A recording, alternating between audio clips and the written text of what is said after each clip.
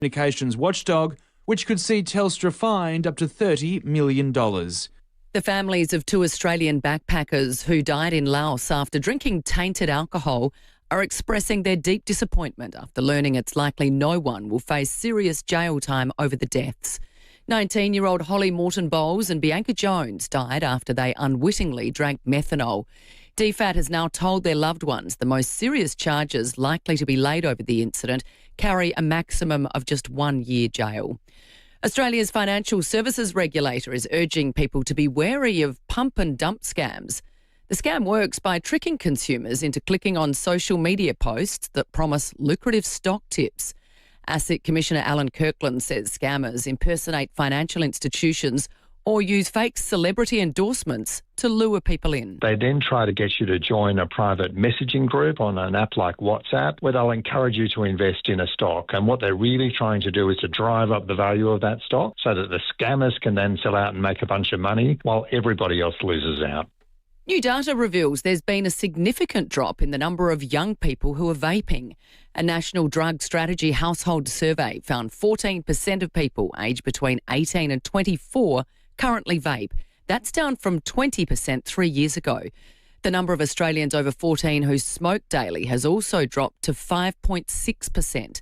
Tobacco Issues Chair at the Cancer Council, Alicia Brooks, says education and preventative measures are working. Tied into that public education piece is really ensuring that we're driving down that demand for this product in the first place. So people aren't taking up smoking at all to begin with. And that we are definitely seeing in our young people, and that is really promising. Thousands of Australians living with multiple sclerosis have secured continued access to subsidised treatments. The government says 3 vital MS drugs will stay on the PBS while an independent review is conducted by the end of the year. There had been fears a pricing dispute between the Health Department and international pharmaceutical companies would force patients to fund the medications privately. Australian scientists are helping to develop one of the world's most powerful space telescopes.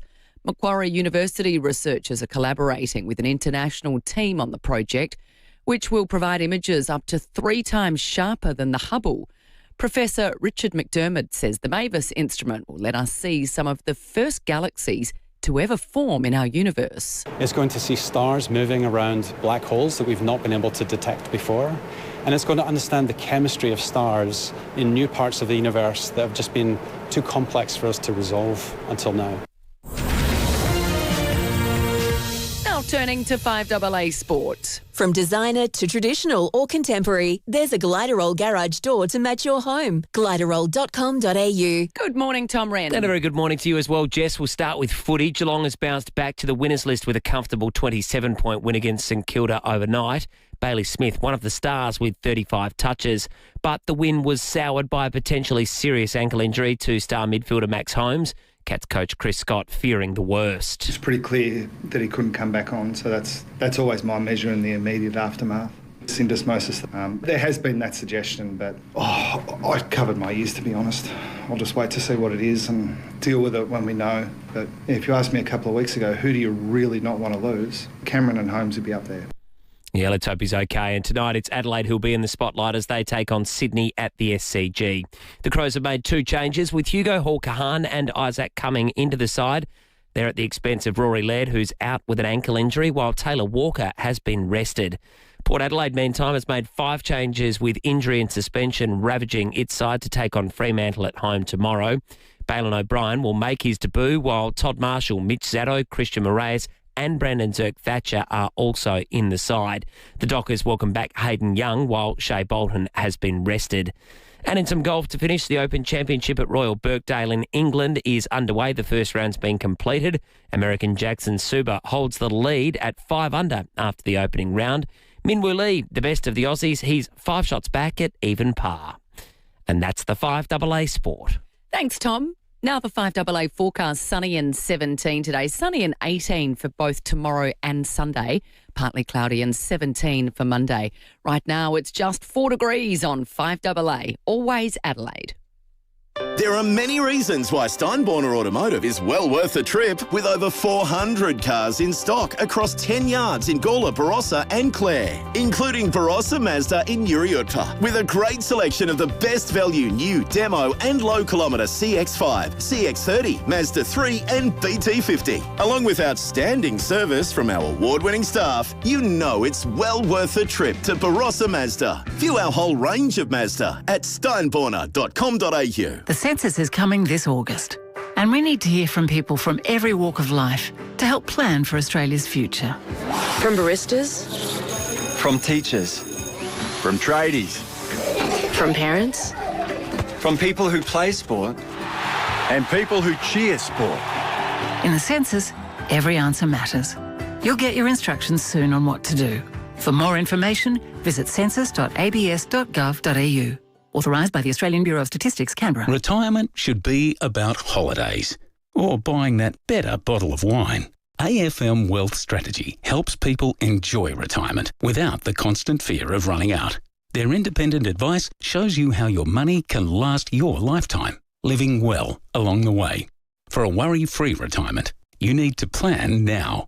Get in touch with AFM Wealth Strategy, an authorised representative of Independent Financial Advisors Australia, AFSL 464629. The Housing Minister bluntly describes the excuse as bullshit.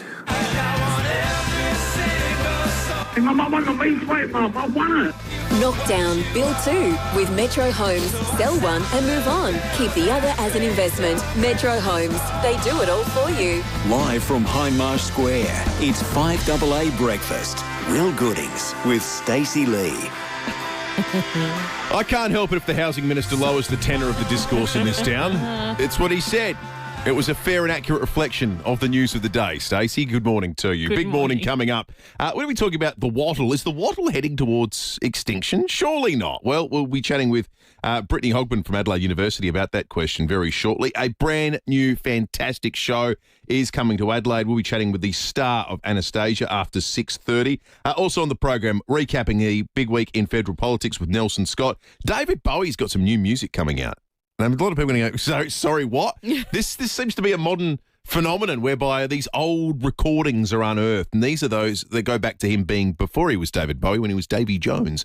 And we'll talk about that after 7 o'clock today. Big breaking date that you're going to want to stick around for. That's going to be very interesting. The firefighters had a win in court. We'll discuss what that means for them. Feedback Friday, top 5 of the week. We love Friday mornings. Footy on tonight, and Timmy G will join us. Good morning to you again, Stacey. Good morning, Will. How did that feel?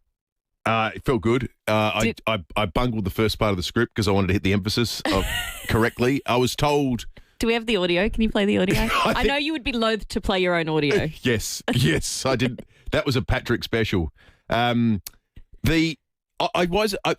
said to me in passing in the newsroom, the housing minister said this, are you happy for it? And I was at the time, I was doing something, and they said, are you happy for you to say it?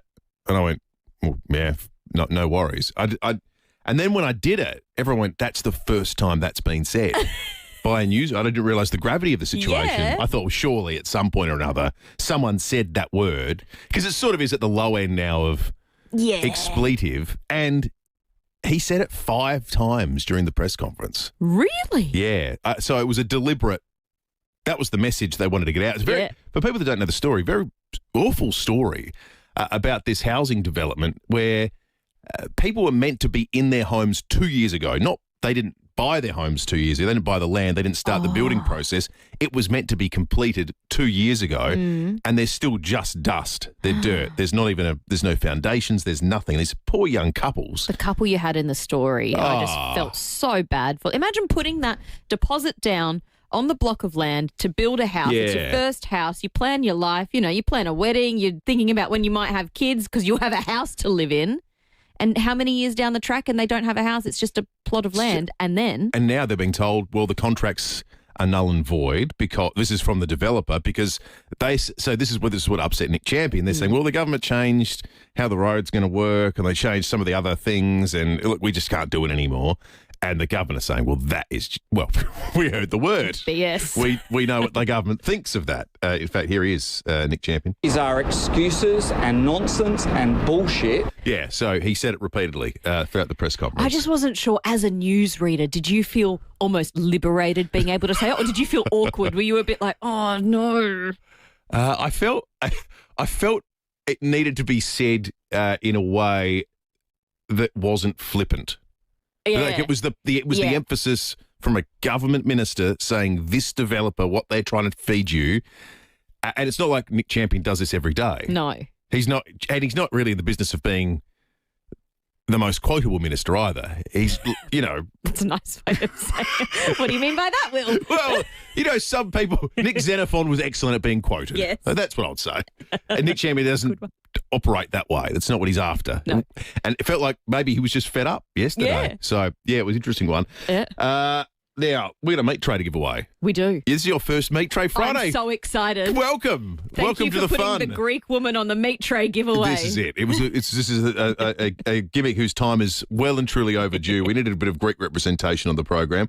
The meat tray, thanks to Gramazio Foods, SA's only celiac certified butcher, Burnside Village, Golden Grove Village, and online at gramaziofoods.com.au. There's a bugbear I've got about the entertainment, and this is not actually a slight on the entertainment industry. It's just I'm jealous of, in the United States, essentially every little story is done to death. And as Australians, we seem to have this encyclopedic knowledge of American history because we've watched all the movies about everything that's ever happened there. And there are so many great Australian stories that go untold, which is the sort of the genesis of the meat tray today. There is a trailer that just come out for a movie called I Play Rocky. It looks terrific. And long-time listeners will know, David and I are big fans of the original Rocky movie, won Best Picture. The story behind it, though, is spectacular. Sylvester Stallone, a total unknown in Hollywood, writes a script about this boxer, Rocky. It's really popular, and they try to buy the script off him. He says, well, no, I play Rocky. And all the movie studios said, there's no chance. You're nobody. And they threw more money and more money and more money, and he never sold it. And eventually someone said, oh, let's just try and make this with this guy. He becomes Sylvester Stallone, and it becomes one of the most famous movie franchises of all time. Know that story. Oh, it's unbelievable. And there's twists and turns, and how they tried to kick him off the movie, and all this kind of stuff. So, and it wins the Academy Award. So this will be terrific. That's awesome. Yeah, it's a great story. But it got me thinking. In fact, we'll play a little bit of the trailer here. I'm Mike. Acting's what I live and breathe for. And I gotta have faith in myself. You need to show everyone who you are. I like this girl, Sylvester. Sylvester? That's right, his real name. It's got a nice ring to it. Sylvester Stallone. It's like Peter Parker.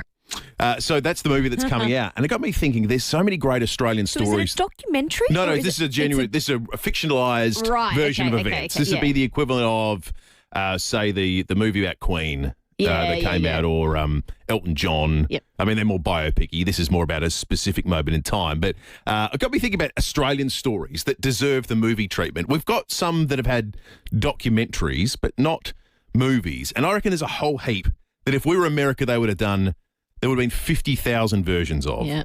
How do we not have a Harold Holt disappeared movie? Oh, yes. Our Prime Minister went missing one day. This is classic. I love it when you tell someone from overseas that the Prime Minister went swimming in the ocean and just didn't come back one day, and the country's moved on and it barely gets spoken of. There would have been 50 different endings of different versions of each generation if that was an American president that had been missing. Almost every single one would involve a shark. Almost every single one would involve a shark, directed by Steven Spielberg. 8223 What's an Australian true story that needs to be made into a movie? I'll give you one more that I like. Go. Local one. Again, another mystery. The Somerton Man. Oh, yeah. The Somerton Man is great fodder for a film. I like that. See, I was thinking more inspired by the making of Rocky, by this new movie. Surely there's something to do with Kath and Kim there.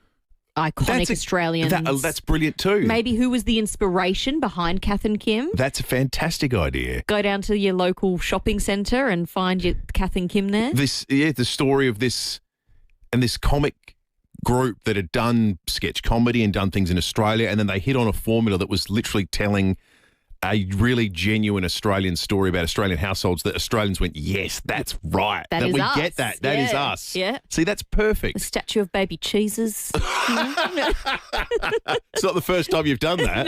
No, definitely. That was excellent. You know, the rival footy clubs in the same household. Absolutely. Kath and the Tigers, and then Kel comes in wearing the Sydney Swans guernsey.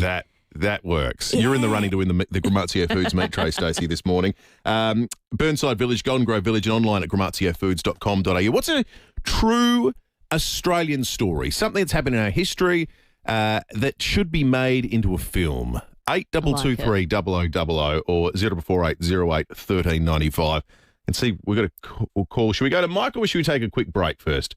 No, let's go to Michael in Rostrevor, who's just called in. Michael, good morning. What's a true story that needs to be made into a movie? Cliff Young, the farmer turned runner who wins the race of a nation. There you go. Actually, sport is a great area for this. Who plays Cliff? Michael's not there. That's all right. 8223 0000.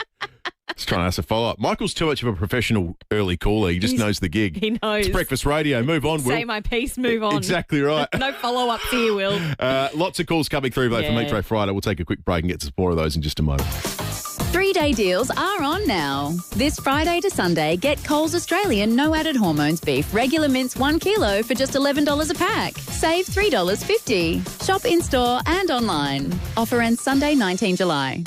Before the markets open and after the closing bell, the Fear and Greed podcast delivers business news you can use. Follow the Fear and Greed podcast from the FIVEAA player app. Discover the magic of New Zealand with Celebrity Cruises and Phil Hoffman Travel. Sail aboard the newly renovated Celebrity Solstice with brand new outdoor escapes, entertainment, dining rooms and more, all whilst experiencing breathtaking fjords, spectacular coastlines and vibrant ports. Departing October 18, 2026. Cruise from $2,779 per person, twin share. Book now to receive bonus $100 onboard credit. Conditions apply. Visit your nearest Phil Hoffman Travel branch today or book online at pht.com.au. Mawson Lakes Volkswagen has a problem. Too many Volkswagens, not enough space. Yep, they're overstocked, and that's very good news for you because every demo is priced to clear, like right now. Their solution? A huge demo clearance with hot prices. But that's not all. They're offering immediate delivery and finance so easy, you'll wonder why you didn't do this sooner. But don't wait. These demo Volkswagens won't sit around for long. Mawson Lakes Volkswagen, Salisbury Highway, just a short drive from the city. Doing good has never been easier thanks to the People First Community Lottery. For just $2, you could win a prize pool worth $300,000 while helping local community groups raise funds. And 100% of every ticket sold goes straight to local sporting clubs, schools, charities, volunteer groups and not-for-profit organisations around Australia, helping them raise funds. And a little goes a long way. For just $2, you could win prizes like a Toyota Kluger Hybrid, a Toyota Yaris Hybrid or a 25-day Northern Lights and Rhine River cruise package. Visit communitylottery.com.au to buy your tickets today and view the full T's and C's. 700,000 tickets available. SA Lottery licence number M15015. Do you need legal help right now? At Anderson Solicitors, we put people first. Expert legal advice when and where it's needed. Trusted by South Australians for over 50 years with 6 locations. Anderson Solicitors. Help when you need it. Years ago, a young bloke called Clayton left Adelaide chasing adventure and founded Kick-Ass, now one of Australia's leading off-grid brands. This Saturday, the 18th of July, he's bringing it home for the grand opening of Kick-Ass Adelaide and the launch of Kick-Ass Week. And on opening day only, the first 50 customers score a $50 store voucher, and everyone in before midday gets an extra 10% off our already insane deals. Kick-Ass Adelaide, 750 Main North Road, Jeps Cross. Open Saturday the 18th. 5AA Breakfast is streaming live right now. To watch, simply head to 5AA on Facebook or YouTube. Knock down, build 2 with Metro Homes. Sell one and move on. Keep the other as an investment. Metro Homes. They do it all for you. Will Goodings with Stacey Lee. This is 5AA Breakfast. 20 after 6, stack of texts coming in for Meat Tray Friday this morning, thanks to Gramazio Foods, SA's only celiac certified butcher. We're looking for inspiration for Australian films, true Australian stories that haven't been made into a movie or need to be made into a more modern film. Yeah. Lots coming through. inspired by the I Play Rocky, true story of the making of the movie Rocky that the trailer came out yesterday. Looks fantastic. Guy in Glenelg North, what are we making into a film based on a true Australian story? Hi team, how are you going? A little bit in the vein of Rocky and Called Runnings. An Australian sporting team 40 years ago this year went over and beat the Americans. Jenny Williams was in the team. It was the Australian women's lacrosse team. Yes. They celebrated this year and they were never expected to get there. That's brilliant. Yeah, that is. And that's... I think of things like the Marty Supreme movie with Timothy Chalamet that's just come out recently. Oh, yeah. Film's a good medium to celebrate lesser-known sporting tales as well. It elevates... Because you could do... I was thinking about this morning. You could do Australia 2 at the America's Cup in 1983. Great story. It's a well-known story, though. Something like Jenny Williams and the lacrosse team would be kind of exciting to watch it and learn more about it. Elevate the story. Absolutely. To the level it probably deserves, Completely. but has never gotten. Yep. Completely. Cool Runnings is a good example. Cool Runnings is such a good movie. Terrific movie. Sunka, you dead? Amazing. Remy, good morning. I love that. Sunka, you're dead. What about the Beaumont girls? Because, I mean, us as Adelaideans, we got more serial killers per capita. So, I mean, it's basically true. Yeah, everyone loves a bit of true crime at the moment. They certainly do. Yeah, I mean, it's another example. If we were in another country, if that was the UK or the US, I guarantee that would already be something that would have been There'd be podcasters who have found them. Yeah, that's true. Well, there are people that from time to time lay claim to all sorts of theories about that one. That's true. Sally in Hillcrest, good morning. Good morning. How are you? Good, Sally. What about an actual decent movie on Azaria and the disappearance of Azaria and presumed taken by a dingo? So you didn't like the Meryl Streep, Sam Neill one? No.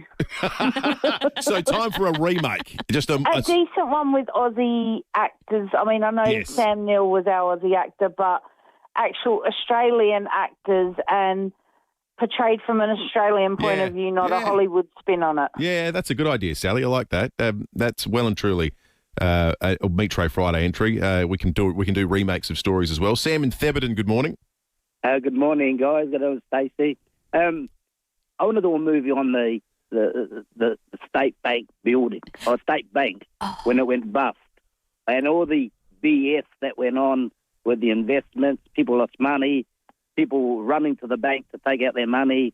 It was just chaotic at the time. I love that. That's a good one, Sam. That's fantastic. You can picture the chaotic scenes of people, running down the street, lining up at the ATMs, trying to get... Imagine that. Eric Banner is Tim Marcus Clark. Keep them coming in, 822 Due to a couple of texts, there was one we were talking about in the ad break that's actually quite interesting. And someone has suggested the Nullarbor nymph. That's from Kev in Manham. And I actually didn't know the story of the Nullarbor nymph. No, it doesn't sound like something we should be talking about on radio, but apparently it's not too bad. Yeah, a hoax from the 70s. I vaguely remembered it, but I didn't realise the extent to which it became an international story. So 1971, a couple of kangaroo hunters and a lady who was a participant did this hoax where they said there's this wild woman out on the Nullarbor that's living with wearing kangaroo skins and like in a bikini sort of style, and they got some grainy footage, and it went international. I read something, according to one thing I read, Richard Nixon commented on it at one point in time.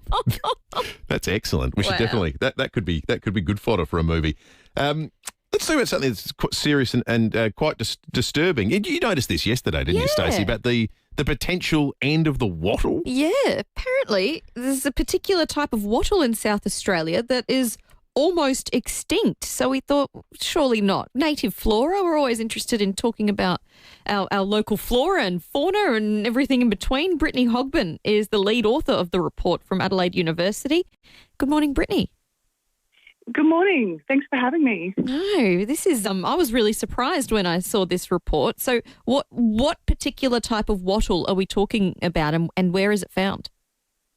Yeah, so this one is called the spidery wattle. It's a pretty unusual plant.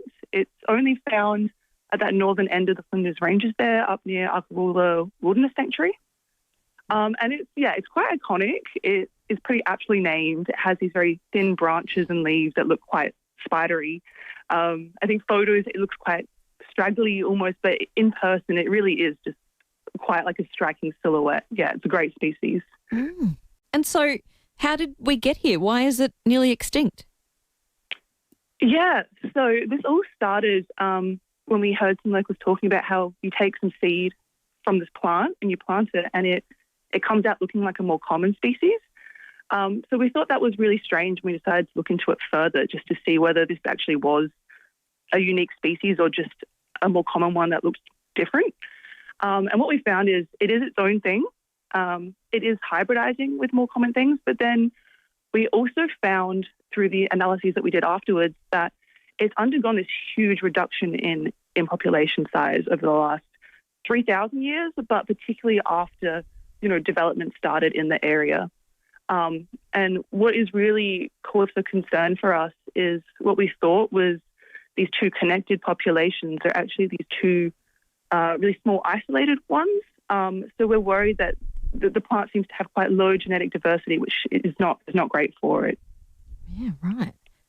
Okay. Well, yeah, it's really surprising and hopefully we can work out a way to get it back. Brittany, thank you for your time this morning. Brittany Hogben from the Adelaide University, the lead author on that rather disturbing report. 26 after 6. The weather right now, if you're awake, you don't need me to tell you it's cold. It's 5 degrees, feels like 2.4. It was 1.5, the apparent temperature at 6 o'clock this morning. It is icy out there at the moment. When I was driving in this morning, I got a warning on my car I've never seen. Oh, you got the little snowflake, did you? Snowflake. Temperature outside is low. There could be ice on road. Please watch out. Wow. Yeah. That's not worth. No. You know what? If you've got discretion on this Friday morning, stay in bed. Yeah. Put the kettle on and pop back under the doona. Tomorrow, top of 18. 18 Sunday, Monday 17, Tuesday 17. It's actually warmer. Today's as cold as it's going to get over the next 4 or 5 days. It's a good day to stay indoors, stay in bed, and maybe stick yourself in front of the TV because it's Friday night footy tonight. The Crows Swans is going to be an absolute cracker. Tom Wren has been running the rule over the team lineups from yesterday. Gliderol Garage Doors, proudly and brilliantly made right here in South Australia. Gliderol.com.au. Morning to you, Rennie. Morning, Will. Morning, Stacey. Yes, Hello. looking forward to a big game tonight. Calling the action between the Swans and Crows should be a cracking game. If it's not top 4 on the line, it's very close, I think, for Adelaide. Huge game because there's sort of 4 sides competing for that double chance. Hawthorn, Brisbane, the Crows, Melbourne. And this feels like the sides around them have got relatively easy draws and Adelaide's 5th. So they've got to win. They've made a couple of changes. I'm really fascinated with the Taylor Walker selection. Resting. Is it resting or does Matthew Nicks not see him in his best 23? I'm not sure. I know publicly he's not saying. Has to be resting, surely. I would think so, but would you? What? Yeah, why this game? Yeah, because it's such an important one.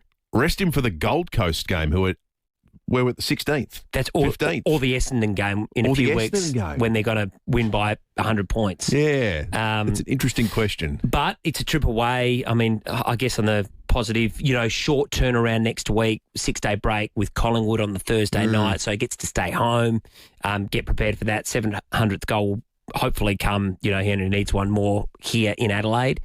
So there's that, but you're not playing for that at this time of the year when there's, finals on the line and potentially a premiership tilt.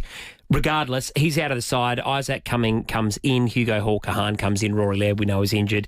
Got to be a tough game. Swans are always tough up there. The Crows won by 15 goals last year, but this will be closer. This will be really tough. Their form's been not as dominant as it was earlier in the year, has it, the Swans? No, and they lost last week, and they sort of had those 2 close wins. St Kilda was amongst that. They've been a bit up and down. They're a handball-happy side, and they like to run and carry the ball. The Crows, though, are the best pressure side in the comp since round 12. If they can bring that, I think they'll beat them. I really do. I think they can shut them down. Going to be hard, though. That's a big game. And then tomorrow, Port, my goodness. Someone suggested maybe Port might need to bring the tarps out. Well, I hope not. I hope Port fans say tomorrow, you know what, it's going to be hard. We're probably going to get well beaten. But you get a chance to look at players like Christian Moraes in the midfield, Jackson Mead, guys that would probably go to the coaches most weeks and say, I want to play in the middle. Well, here's your chance. And you've got to do it against the best midfield in the comp with Brayshaw, Sarong, Hayden Young, Murphy Reid. Go and have a run around. And I reckon Port fans, hopefully tomorrow you find someone and you go, yep, I can see that guy. He's going to play 50 games in the midfield or more, and he's going to be a really good player. They're going to get taught a lesson, I think, in some aspects, but it's an opportunity. So, I think they'll get well beaten, but I think it's exciting for them. So I hope Port fans still turn out tomorrow. Saturday, early lunchtime. It's a rough time It's a slot. tough because time. kids sport, I know. all of that. It's a horrible time slot to get to, and for country people, it's even more difficult. But I just hope they can still get 30,000 odd. Would be a very good crowd. I think. If Port beat FIVEAA, it'll become an entry for today's Metro Friday because it can get made into a film. A legendary underdog story. It just about would. Speaking of, before you go, Rennie, we're talking about classic Australian stories or people to turn into movies. Someone has said Tom Wren and call it an interview with a vampire because he never sleeps. That's probably why I was up most of the night watching the golf last night as well. So. It would be more of a documentary then. Yeah. Tom Wren in Interview with a Vampire. Fantastic. Good on you, Reddy. Good on you. Thanks.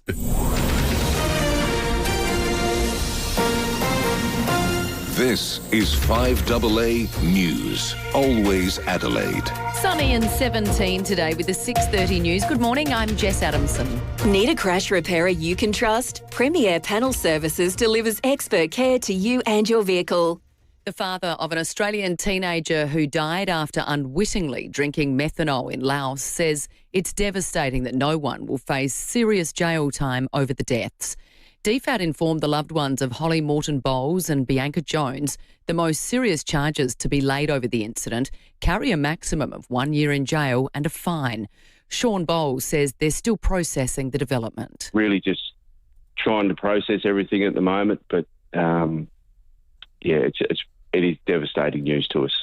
Telstra bosses will be grilled today on last week's outage, which prevented some customers from reaching 000. More from Nelson Scott. The Telstra outage crippled calls and data, blocked payment systems and some train services. It also left about 600 people unable to call 000. The Telstra CEO and her colleagues will today appear before a Senate inquiry to answer questions over why some customers couldn't get through to emergency services.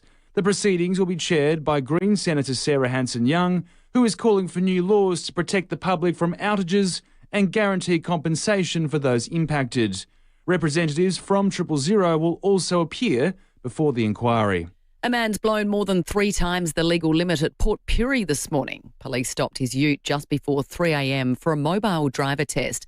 The 51-year-old Seacombe Gardens man returned a blood alcohol reading of 0.145. He'll face court at a later date. Drivers are being told not to panic about rising fuel costs despite a volatile situation in the Middle East. Tensions have again escalated in the Strait of Hormuz, with America conducting a 5th consecutive day of strikes on Iranian targets. At home, the price of diesel has already surged above $2 a litre in some states, but supply chain expert David Leaney says it's unlikely we'll see prices skyrocket like they did earlier this year. There's a couple of reasons for that, but the most important one is the world has adjusted and reduced its reliance on the Persian Gulf and the choke point of the Strait of Hormuz. The federal government says multiple sclerosis medications will remain subsidised while a pricing dispute with global drug makers is resolved.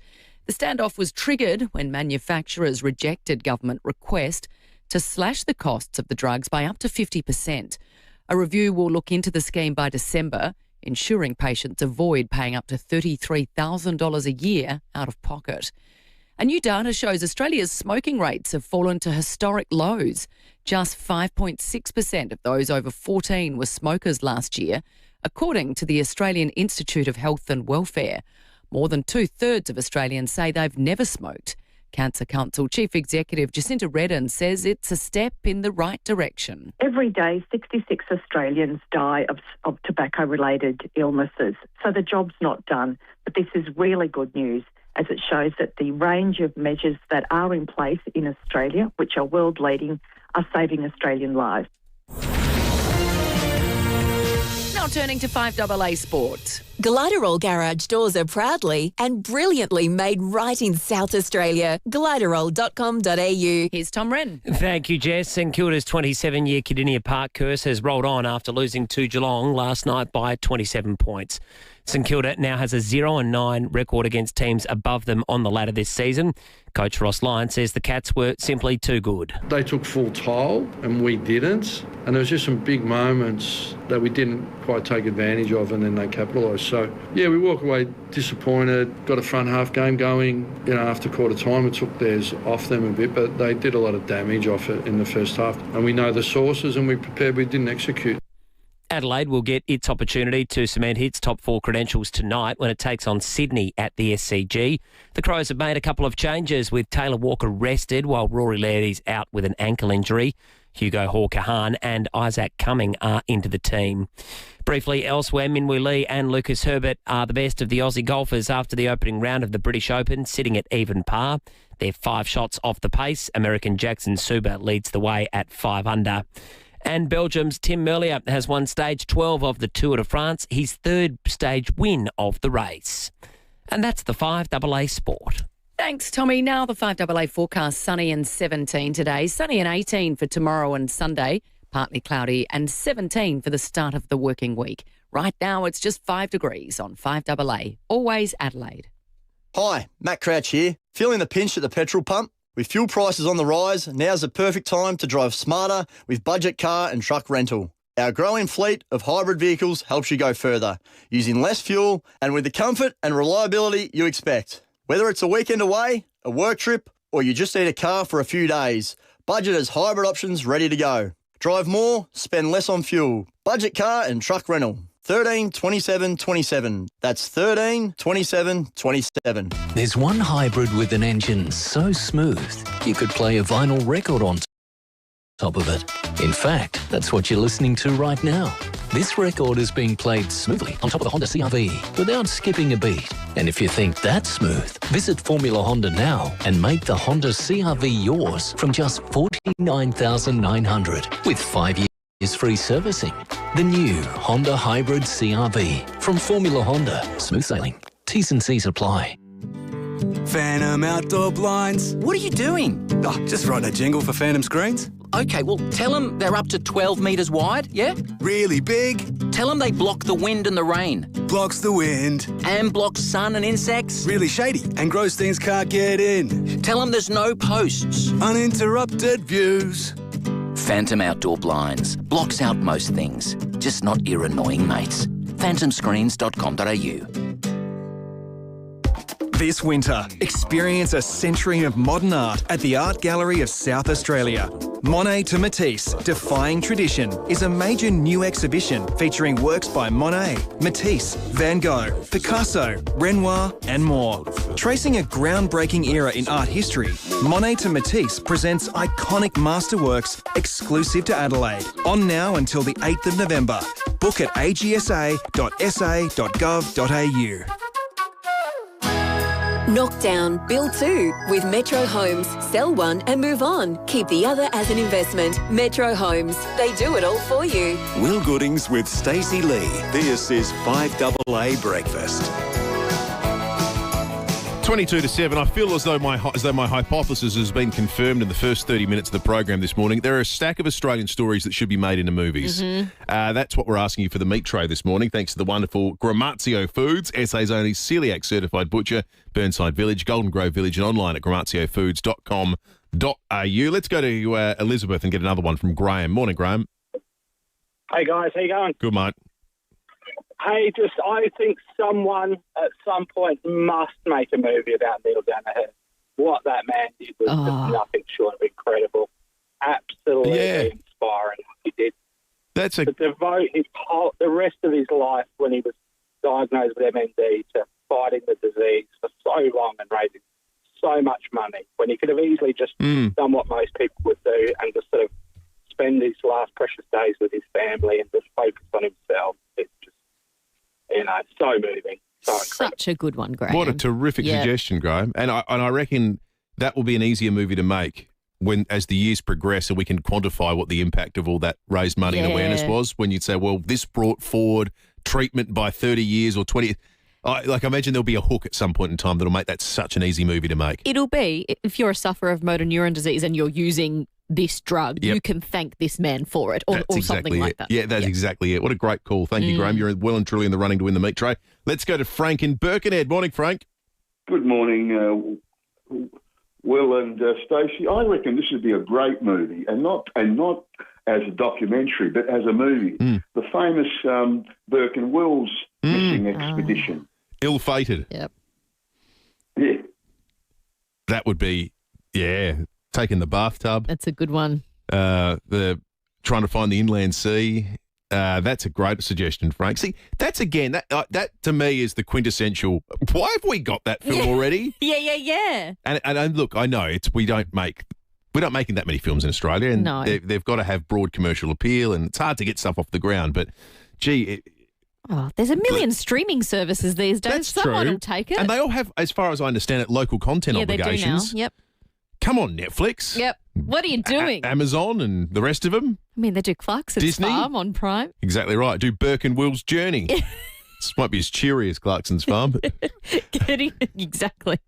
Getting some great text messages from you as well. Con just says, The Mushroom Woman. oh, well, Erin Patterson. come on. That is a good one. And I loved this one as well, Will. In an ever-changing world, a young newsreader finds himself in an internal battle between his morals and the story. Will Goodings in this year's epic movie, Bullshit.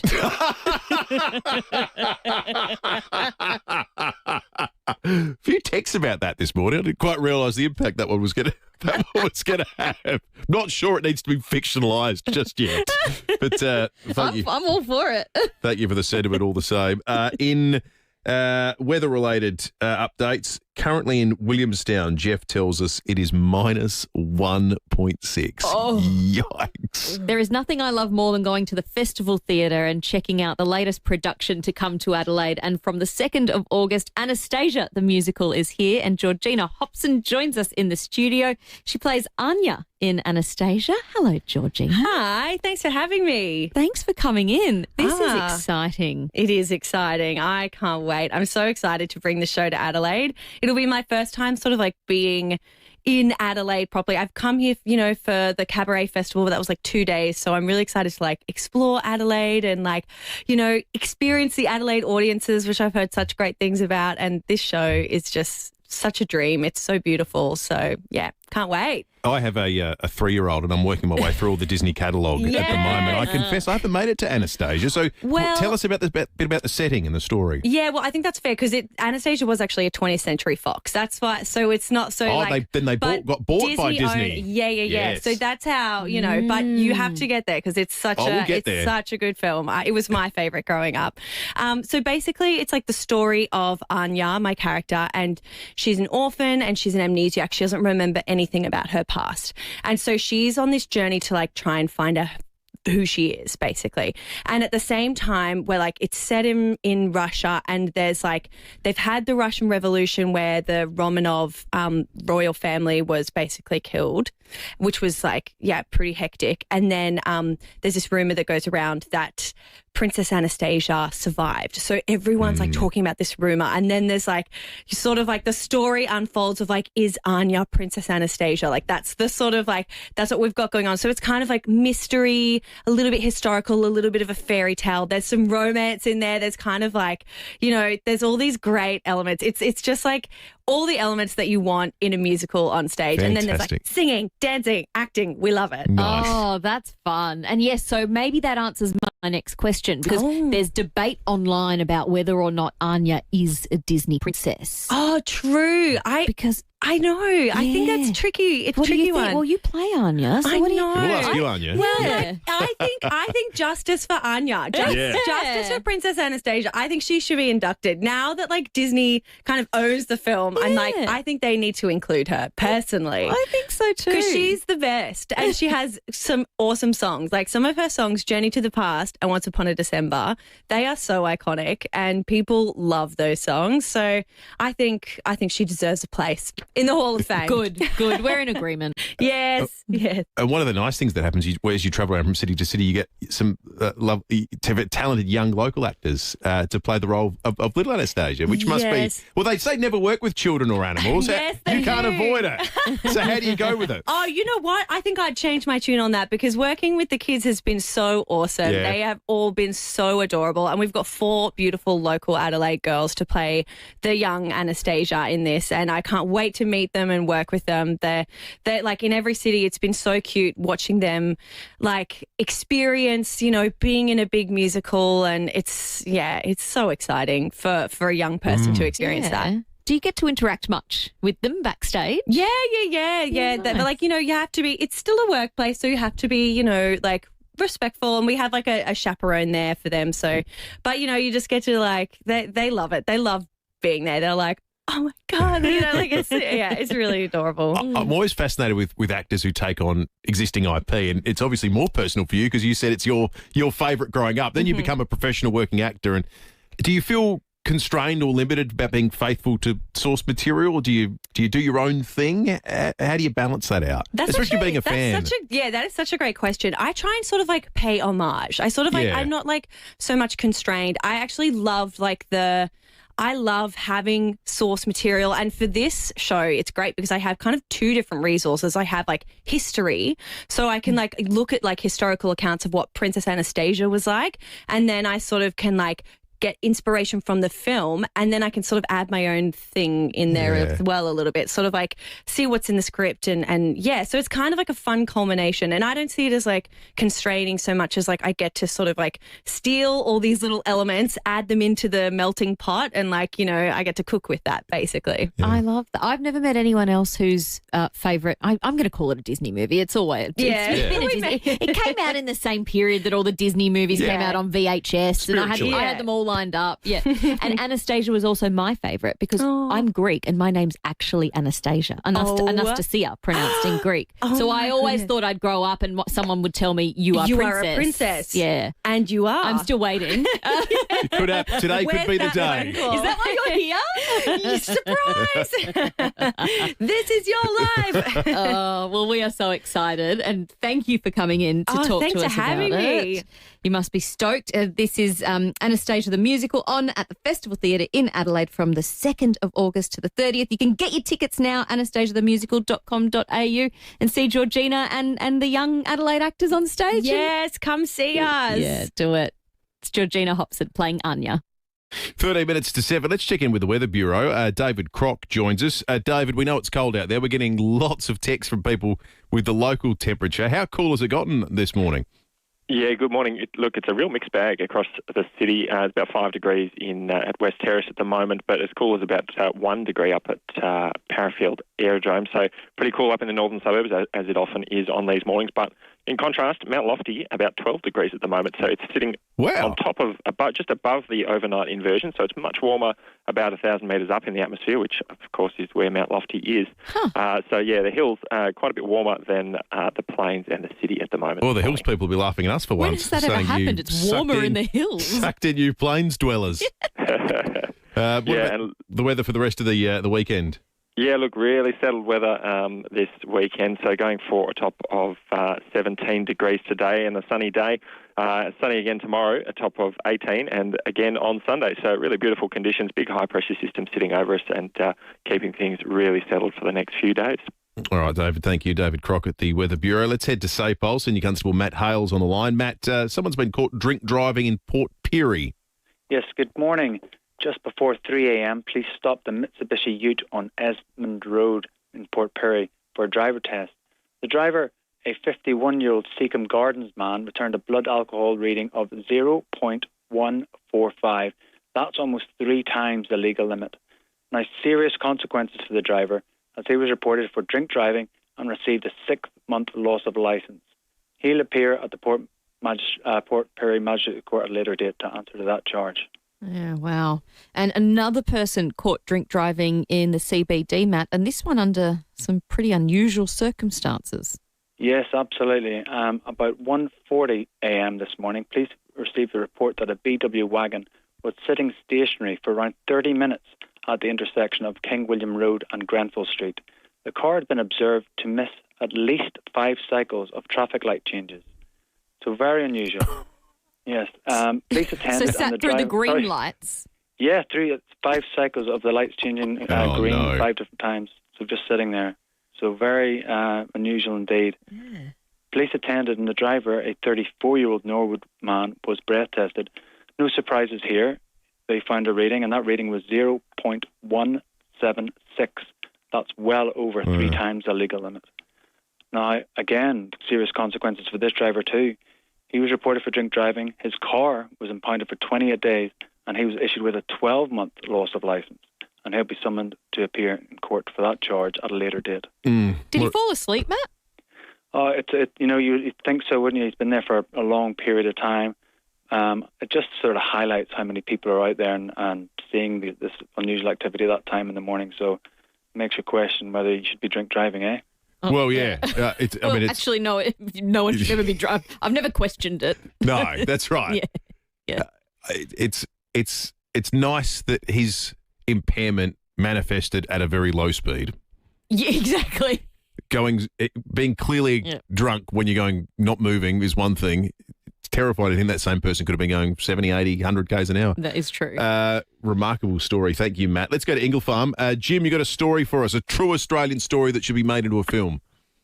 An absolute epic one. I think everyone loved Forrest Gump. Mm-hmm. We have our very own Forrest Gump in South Australia, actually, back in 1888. A gentleman by the name of Hubert Wilkins. Yes. You know that this guy done it, and I'm really surprised he's not being taught in Australian schools.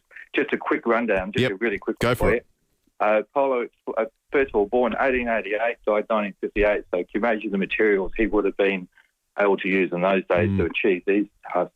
Apollo explorer, pioneer aviator, a submarine, which he bought after World War I to travel under the ice to get to the polar. He was a scientist, an author. He also filmed a big battle over in World War I.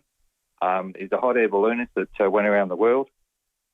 He'd done it all, and but basically he had his back turned on him by Australia, and he was adopted by the Americans that absolutely loved him. But when he did die, they turned around and they done his goal that he wanted to do. He was cremated, and the Americans got a submarine, went to the polar ice cap underneath, and put his ashes up there when he died. Wow, that's remarkable. A little bit of local history, Jim. Thank you for that. And a story well told as well. You're in the running to win that Gramazio Foods meat tray. We're going to check traffic and we'll come back with more on 5AA Breakfast in just a moment. Wintertime snow and shine at the Adelaide Entertainment Centre multi-storey car park this Saturday. See horsepowercrew.com. Thanks, Will, and morning, Stacey. Great running this morning. Super light traffic and accidents and breakdown free. You find a few works to look out for. South Road at Edwardstown, the Port Expressway getting busy heading into Port Adelaide, and copping a few delays in Anzac Highway at Ashford at the moment. Speed camera setting up right now, Jetty Road, Largs Bay. South Australia brings you the simple pleasures of winter with hundreds of experiences and offers. Plan your escape at southaustralia.com/winter. Adelaide's most accurate traffic on 5AA. The energy today, the amount of people who've got up before dawn, walking 1 mile in the shoes of someone that has nothing. Step up to end homelessness. Walk a mile in my boots. Register or donate today. Just the two of us having a genuine conversation, which is what FIVEAA is all about. See, the funeral industry has always operated a bit like those radio ads. A lot of pomp with very little substance. Polished showrooms, mahogany coffins, and the quiet suggestion that the more you spend, the more you love someone. And to be honest, in many cases that suggestion isn't even a quiet one. After hard losses of our own and experiencing the cost and complexity of funerals firsthand, we left our careers behind and set out to change the way Australians say goodbye, starting with the funeral parlour itself. When you think about it, funeral parlours are a rather odd thing. They're an unfamiliar and uncomfortable place where you're rushed to make decisions about someone you love, while the cost of that very room is being added to your bill. All this before the next appointment starts. At FIVEAA, we decided to do away with funeral parlours and all that comes with them. Because it turns out, when you put families, not funeral parlours, at the heart of what you do, you end up with a goodbye that's easier, more personal and way more affordable. Whether that's a simple cremation, a casual gathering at the pub, or a traditional funeral in a chapel. While other funeral directors told us our approach would never work, 7 years later, here we are.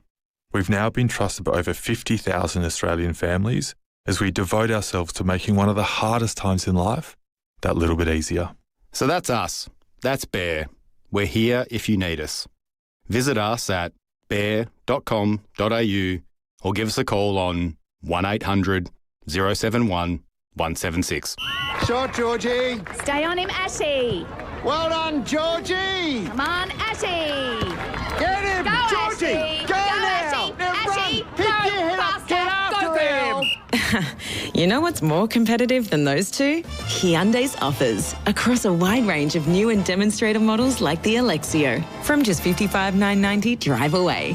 It's game on at your participating Hyundai dealer. T's and C's and exclusions at hyundai.com.au.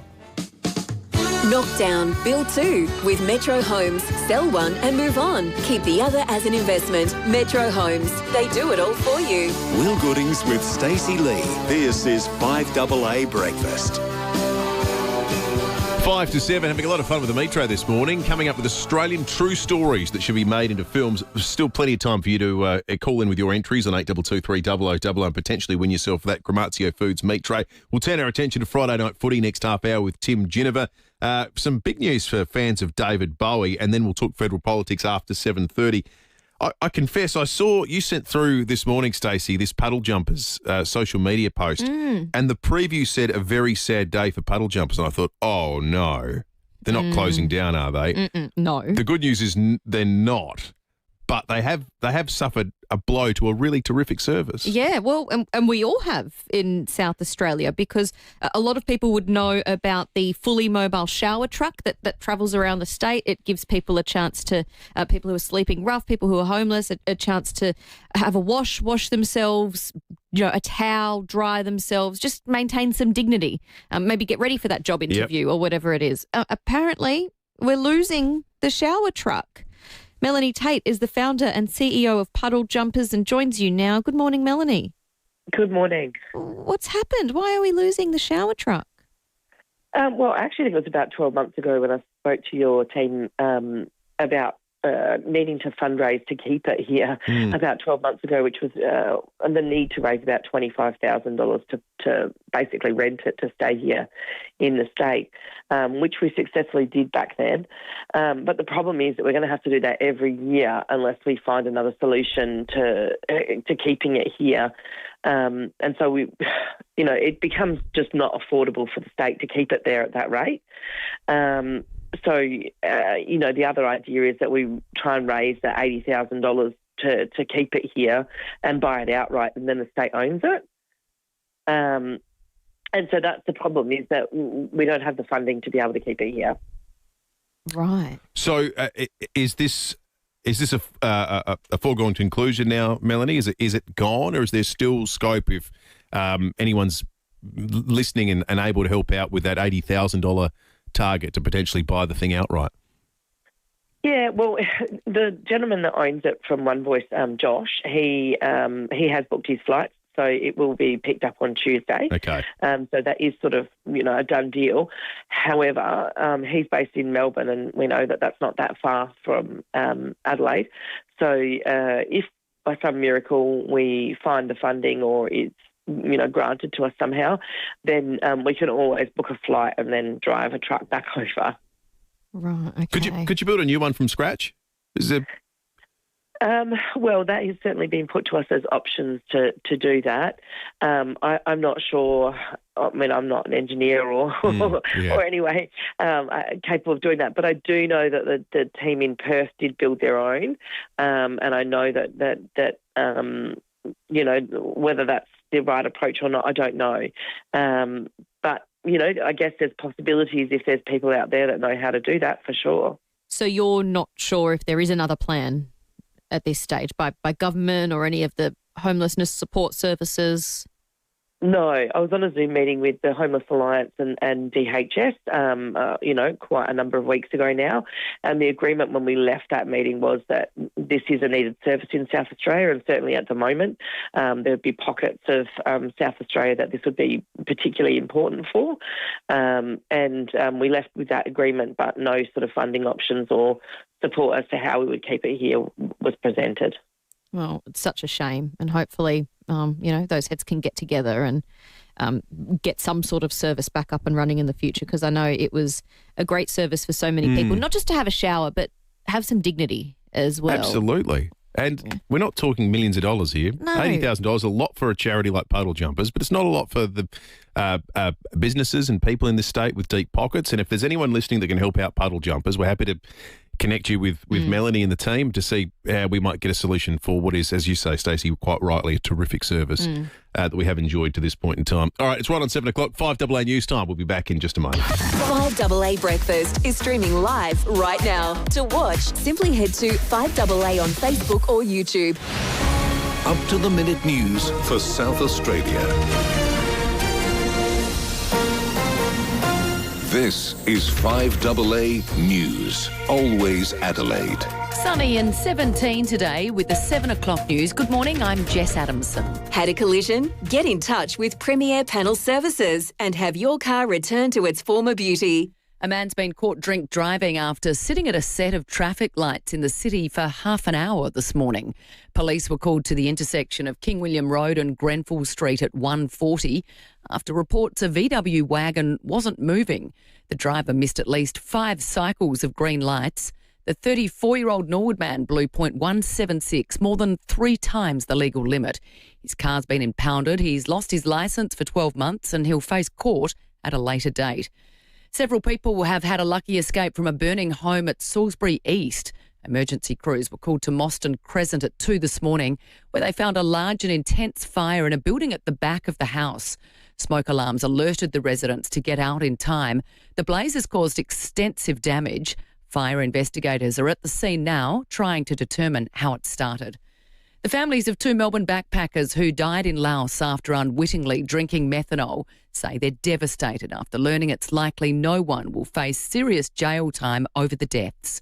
The loved ones of Holly Morton Bowles and Bianca Jones have been told the most serious charges likely to be laid over the incident carry a maximum of 1 year in jail.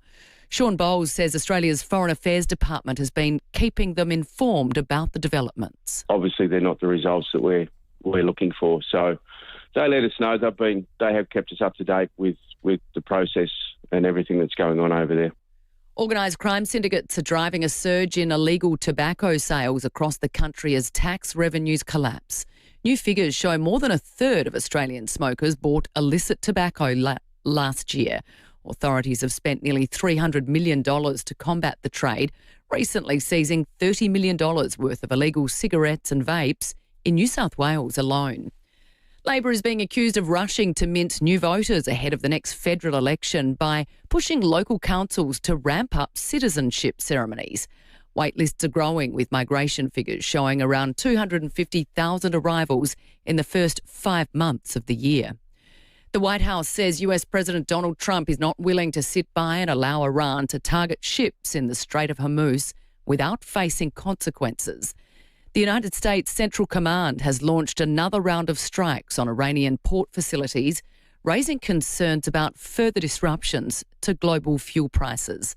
But supply chain expert Professor David Leaney says the conflict has largely reshaped how countries deal with the fuel supply challenges. The world has adjusted and reduced its reliance on the Persian Gulf and the choke point of the Strait of Hormuz. Australian scientists are helping develop the world's most powerful space telescope. Macquarie University researchers are collaborating with an international team to provide images up to 3 times sharper than the Hubble. Professor Richard McDermott says the MAVIS instrument will let us see some of the first galaxies to ever form in our universe. It's going to see stars moving around black holes that we've not been able to detect before. And it's going to understand the chemistry of stars in new parts of the universe that have just been too complex for us to resolve until now. Now turning to 5AA Sport. From designer to traditional or contemporary, there's a Gliderol garage door to match your home. Gliderol.com.au. Good morning once again, Tom Wren. And to you as well, Jess. We'll start with some footy, and Geelong has kicked off round 19 with a 27-point win against St Kilda to boost their chances of a top 6 finish this season. But the win was soured by what appeared to be a pretty serious ankle injury to Max Holmes, while Sean Manor was also forced from the field with some hamstring issues. Adelaide, meantime, is in Sydney ahead of tonight's huge clash against the Swans at the SCG. Taylor Walker's been rested while Rory Laird is out injured. Hugo Kahan and Isaac Cumming are in the side. Sydney has been boosted by Braden Campbell's long-awaited return from a serious shin injury. Coach Dean Cox confirming his star utility will play his first game of the season tonight. It's a great story for the footy club. He spent the first 18 rounds out. The work he's put in's been unbelievable. Adelaide United has parted ways with dynamic striker Luka Jovanovic, who's on his way to the MLS with the San Jose Earthquakes for a 7-figure fee. The 21-year-old South Aussie has made a huge impact in his time with the Reds, scoring 25 goals from his 84 appearances. United will open its season at home on Sunday, October 18th, against the Brisbane Roar. Well, round 1 of the Open Championship is complete, and it's a surprise leader with American Jackson Suba a shot clear at 5 under. Minwoo Lee and Lucas Herbert are the best of the Aussies. They're 5 shots back. And Belgium's Tim Merlier has won stage 12 of the Tour de France, his 3rd stage win of the race. Today, Pogacar retains the yellow jersey with an overall lead of 3 minutes and 36 seconds. Jess, that is the 5AA Sport. Thanks, Tom. Now checking 5AA traffic. Lynn Andrews Real Estate, experts in commercial and residential property management. lynnandrews.com.au. Morning there. Early morning 2-car crash causing delays and headaches at Penfield, Andrews Road at Walmer Road. Traffic slowing up on South Road at Edwardstown. The Porter Expressway getting busy heading into Port Adelaide and copping a few delays on Anzac Highway at Ashford. Speed camera setting up right now, Jetty Road, Lights Bay. Looking for the best of SA, great specials, cheap eats and live music? Find it only at the Market. Adelaide Central Market open Tuesdays till Saturdays and until 9 tonight. Adelaide's most accurate traffic on 5AA. To the weather now, sunny and 17 today, sunny and 18 for tomorrow and Sunday, partly cloudy and 17 for Monday. Right now it's 5 degrees on 5AA, always Adelaide. In Adelaide and across South Australia, this is 5AA, always Adelaide.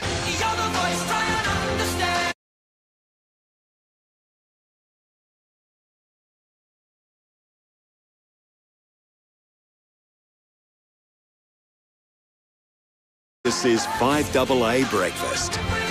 7 after 7, good morning to you if you're joining us for the very first time on this Friday, the 17th of July. It's going to be a very pretty sunrise somewhere maybe over the hills. You can just see a little line of orange as we look out towards the hills. Maybe that's the heat, because as we learnt with the Weather Bureau a short time ago, there's been, I think he called it an inversion. There's been an atmospheric inversion whereby at 1,000 metres altitude, it is significantly warmer than at sea level, which means this morning, where it is, say, 5 degrees in the city, it's 12 degrees at Mount Lofty. 13 now. 13 degrees. Yep. There you go. Yep. So toasty up in the hills. You don't know how good you've got it, you hills people. They're thinking that for the first time ever, we are warmer than those in the plains. Exactly right. We're all suffering down here this morning. So rug up, stay warm.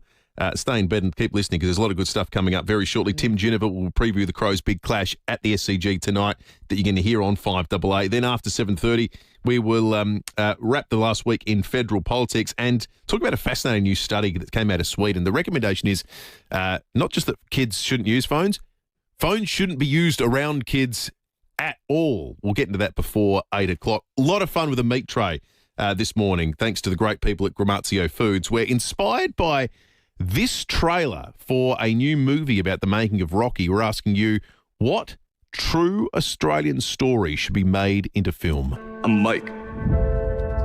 Acting's what I live and breathe for. And I gotta have faith in myself. You need to show everyone who you are. I like this girl, Sylvester. Sylvester? That's right, his real name. It's got a nice ring to it. Sylvester Stallone. It's like Peter Parker. Yeah, so I'm looking forward to that one. I'm looking forward to more of your calls to an 8223 0000. True Australian stories that should be made in a film. Or we got a few people in the first hour that said this was made into a film. The film just wasn't good. They need another crack at it. Let's do another one. We're happy to do that as well on 8223 0000. If you missed the first hour, you missed this story about a drink driver that was quite noticeable for their level of inebriation. About 1:40 a.m. this morning, police received a report that a VW wagon was sitting stationary for around 30 minutes at the intersection of King William Road and Grenfell Street. The car had been observed to miss at least 5 cycles of traffic light changes. So sat through the green lights? Yeah, through 5 cycles. A police attendant and the driver, a 34-year-old Norwood man, was breath tested. No surprises here. They found a rating, and that rating was 0.176. Good police work to notice the person not running the red light, simply not driving through any green lights. Not driving through the green one. That was good police work. There's some important work that's been done by the MFS overnight. A big fire at an Airbnb at Lockleys. Have a listen to Eleanor Stafford describe what she saw. I woke up to the smoke in the middle of the night and then opened the door and saw downstairs that it was just full of smoke. Woke up Tara and then, headed out. There was started the fire and down the bottom downstairs, from the heater on the middle floor, and then, it made its way from the roof downstairs to all 3 floors. Eleanor Stafford there, courtesy of 7 News. We will be crossing live to the scene very shortly. Some dramatic pictures that you're going to see on your news services this evening. Big news in the last 24 hours for fans of David Bowie. 10 unreleased tracks are set to be shared with the public. They were recorded back when he was known as Davy Jones. He changed his name to David Bowie because Davy Jones was the name of the lead singer of the Monkees. Oh, right. And he went, well, I can't compete with the Monkees. He goes on to become David Bowie. So he changed his name. These songs are songs he recorded in the year before that happened. They're called the Shel Talmy recordings, who was the producer. It's considered, this is what they're selling it as, the most complete collection of tracks recorded by a nascent David Bowie. This is one of the songs they have released that ahead of a September 18 full release of the 10 tracks. But this one is called I Want Your Love. I want your love.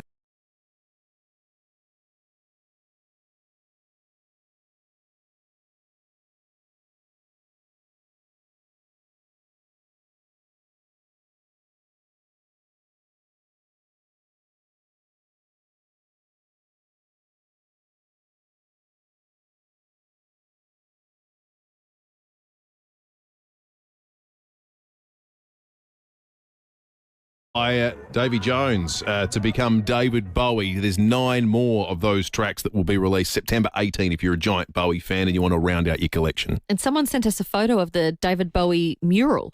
I think it's in Stepney. Did they? Yeah. I haven't seen that. It was earlier this morning.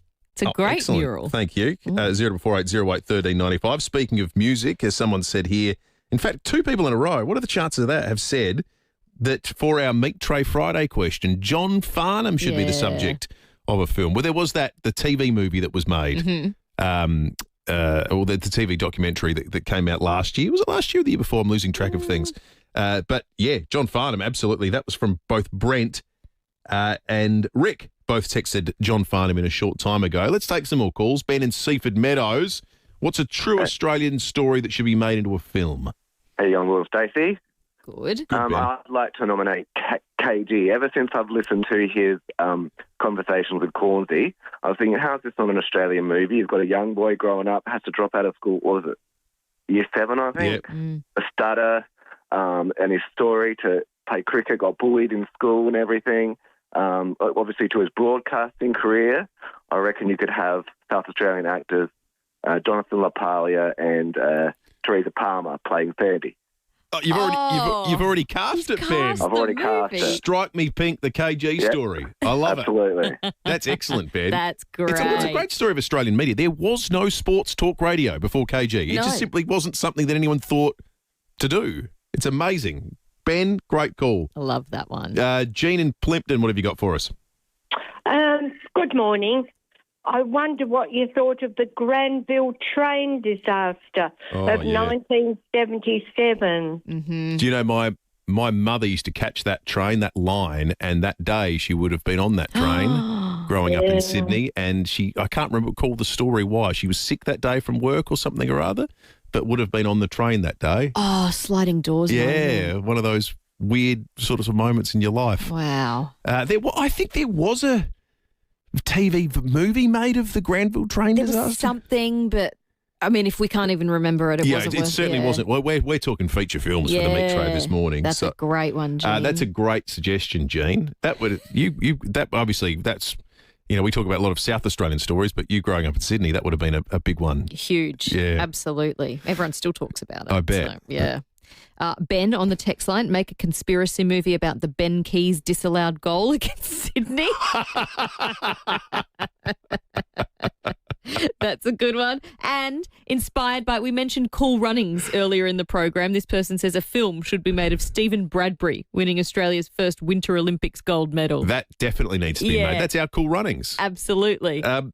Paddy makes an interesting observation. So that Ben Keys text came through from Ben, did it? Yeah, it did. Did we check that number? Was Keysy? Give the number. Did he text in nominating his own disaster as a Meat Tray Friday victory? Well, why not? I think that's terrific. Let's get into a bit of serious local news. David Keir is the owner of Walk the Duck and the chef, and someone who's probably put tireless hours and personal money into a business, as we admire small business owners. He has now been the subject of a compulsory acquisition, Stacey, and we were just talking about this in the break. We've been through this talking to people, and you've interviewed them on afternoons as well for the South Road development. And they're always difficult because you've got a government that comes to this looking at property, frankly, as an Excel spreadsheet cell, and you've got people who look at it as their blood, sweat and tears, don't they? Yeah. And this land in the hills, in Aston Hills, just outside of Mount Barker, has been announced by the state government to be used for a school.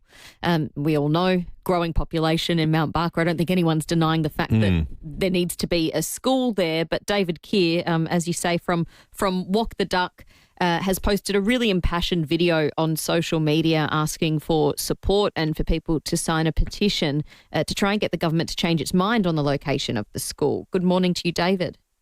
Good morning, guys. How are we? Yeah, all right. More to the point, how are you after the phone call from the department? I was quite shocked and rattled, to be honest, to be told that we're just going. There's no consulting, no asking. No one came and saw us. There was no emails. It was a phone call to say we're acquiring the land. They haven't even acquired it yet. There's just politicians getting up and speaking to media. There's no plans. There's nothing. That's all it is, the government just announcing. They haven't even acquired it. Our landlord then came and saw us to support us in any way we can because, they have plans to develop. Yeah, there's all pre-approval for townhouses and everything going around. So they're taking away from not only are they taking our business, they're taking away future homes. Apparently we're in a housing shortage or crisis, and there's a lot of other parcels of land around here. So it's been shocking.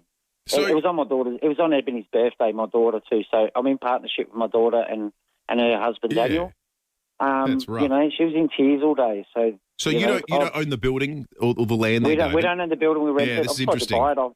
Since we've been here, we've said, hey, would they sell us the building? We'd like to acquire it, but. I just think that's an important point to make, David. So in the process of acquisition, yes, there'll be a negotiation between the government and the landowner, but as someone who runs a business there, this just amounts as an eviction notice to you. Is that correct?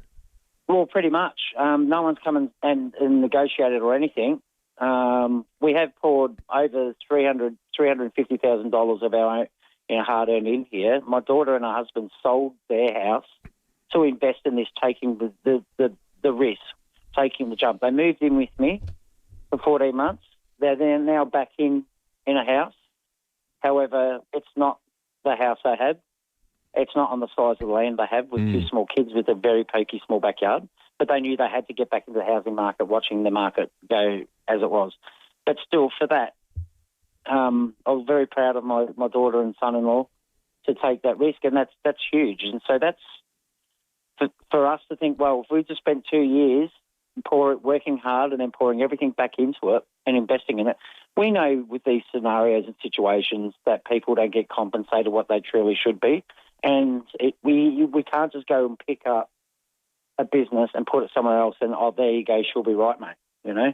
So do you get compensation, David? Because obviously the person who owns the building will be compensated for that and the site, but do you get compo for your business? Well, we haven't been told anything. We've been just told that it's going, and clearly we don't have a contract with the Department of Education or Department of Infrastructure and Transport. We have a contract with Lancer, which they've been great. The developers are our landlord. They've been doing the best to keep the integrity of the area and keeping what's left of the Adelaide Hills and Mount Barker, because it's fast become a suburb. No one up here is happy. All of these decisions are made by people that don't live in the hills, that live down in the flats, that aren't in touch. Our Facebook page has gone viral, and it's community outrage. That's what we're seeing, and massive support. Local members, we've spoke to them. I know a couple of them. They support a business been coming in. Matt Schultz has been coming in, dining in here. He shakes my hands, got a smile on my face. I'm just disappointed these guys aren't saying anything, not giving me heads up. They've told me that they've been found out last minute. But members of Parliament, local members, state members, they should be there for the people, because it's the people that build everything. We are the working force. We are the people that build the roads, make the hospitals, build the schools. What are your chances, David, of finding somewhere we can move the business to locally within Mount Barker? If you come up and have a look and sit, and I'm sitting in my shop because I'm here early, because I've still got to jump on the tools and do the food prep and cook for the day. But not only that, we're inundated with phone calls, and we're in the fight to save what we've created here. I'm sitting in a beautiful little piece of land at the moment. It's 2 degrees up here this morning, so there's frost and fog, but I'm looking out at beautiful paddocks and trees. I'm having a coffee in my shop before I'm starting the day chatting with you guys. There's nothing else around that's got the bells and whistles that this does right here. We chose this location to be here for specific reasons. It's mainly for the long term.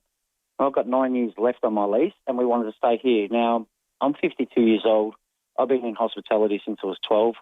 For the last 30 years, I've had a dream of a family business. I've had other businesses prior with other business partners.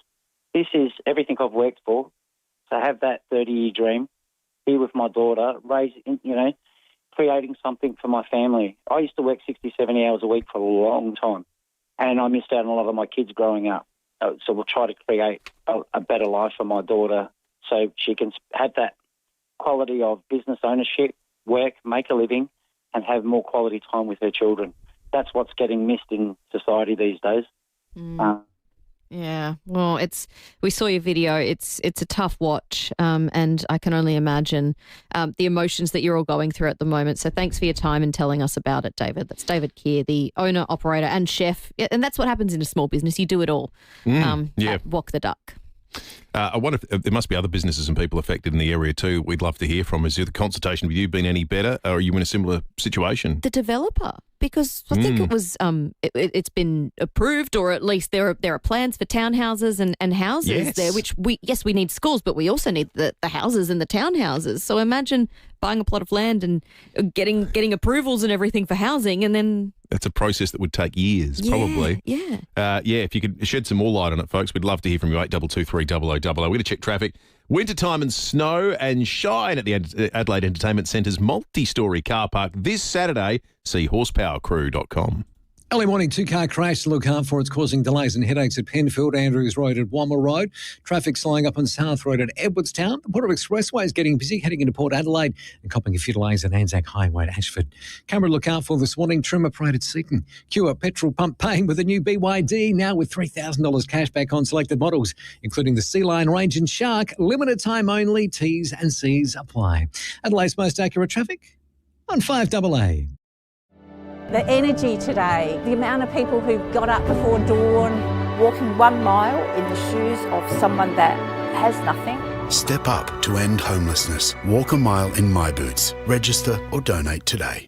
My claim, the issue should now be resolved. Great news, Steve. Graham Goodings. Obviously, if you ring 5AA, if you've got an issue, it gets picked up pretty quickly. Weekday mornings from 9 on 5AA. Always Adelaide. The most frustrating thing about having your car repaired after a collision can be the wait. Sometimes months. At FIVEAA Panel Services, the wait is one thing you won't have to worry about. We've expanded our workshop and our highly skilled team. It means we're better equipped to deliver an outstanding outcome for you and your car. RAA and MTA approved, FIVEAA Panel Services work with most insurance companies. So ask for FIVEAA Panel Services and get back on the road sooner. Pop here. Hey, look, I just want to let you know that I'm writing my will. I know. I'm not carking it anytime soon, but thought you'd be happy to hear I'm leaving you the boat, mate. Be like Pop. Write your legal will for free, online and done in minutes at everywill.com.au. Write your will for free. For those whose pool is the main feature of their yard, Walco offer a special mesh cover to keep debris and leaves out while making your pool area look stunning all through winter. Join the great cover-up and ask Walco about their stylish new mesh pool covers. walco.com.au. Rosanna Mangiarelli here from 7 News. Join me and Will Goodings for Adelaide's leading news hour, 7 News, tonight at 6 o'clock. Knock down, build two with Metro Homes. Sell one and move on. Keep the other as an investment. Metro Homes. They do it all for you. Will Goodings with Stacey Lee. This is 5AA Breakfast. Speaking about report cards with distinctions, here's Ginnivan. Tim Ginnivan on 5AA Breakfast. 26 after 7, the morning before what is going to be a massive night of footy on 5AA from the SCG. Crows, Swans. It's a top 4 shaping sort of a clash. Tim, good morning to you. Yes, good morning, Will and Stacey. You're spot on. We were talking about it last night. I said this is a top 4 defining game, and probably more so for Adelaide, being that they've won 8 of their last 10, and you say their form is pretty good. What they've got to do now is beat one of these really good sides and prove to themselves that they are, not only top 4 worthy, but now sort of looking even bigger things. Yeah, right. And what about resting Tex, Tim? Is that a good call? Oh, Stacey, it caused an enormous amount of controversy last night. I tell you, they were coming at us left, right and centre, but it was, I think the majority, though, were like, no. And one of the text line came through and said, Timmy, how many would John Cale rest before finals? And I said, well, he answered it himself, 0. It's an interesting concept because we were talking about it, times are different from the 80s and 90s and the like, but there is one thing about that continuity of playing. And I reckon if you asked Taylor Walker himself, he probably would have said, no, I'd like to play. Now, for those that are theorising that it's about the 700th goal, I don't think that has any bearing on it because the club itself are looking at what happened last season. They go, we went into finals, we were on the down, we bombed out, and we don't want to do that again. So what do we do different to last year? So one of those things is taking players in fresher than what they did this time last year. So that's the theory behind it, and hopefully for Tex and for the footy club that works out. But it certainly was met with a lot of gusto. Now, Port Freo, Timmy, we know the context around this is going to be one of the younger Port teams in quite some time up against the hottest team in the competition. What do you think Josh Carr would like to get out of the game tomorrow? What he's got all year, and that is fight, grit, effort, and the like, and that's pretty much what they've been able to deliver all year. Now, the biggest names on the Port Adelaide list are all out. You know, you got Rosie Butters, Horn Francis, Mitch Georgiades. They're all out. So it is like you would say your most inexperienced side as well, as sort of age being inexperienced. So it's a real big challenge for them. A massive day against a team that's top and running hot. So this will really test them, but I want to see that fight and grit and effort and their defensive setup that they've had all year. So young Bailyn O'Brien makes his debut as well, what which an is great. experience. Yeah, it's really good for him. I mean, what would you say? They don't put their weights into the record anymore, but I reckon he'd get a ride at Morphettville. He's pretty light on. I wish the young man all the best. Absolutely. Hey, Tim, we're going to meet Trade this morning about true Australian stories that should be made into films. Is there one in the sporting sort of realm that comes to mind? I heard you talking about it earlier, and I could not go past this. You know, the Working Dog team that have brought us The Dish and The Castle, you know, brilliant films, and they always put that brilliant Australian humour in it.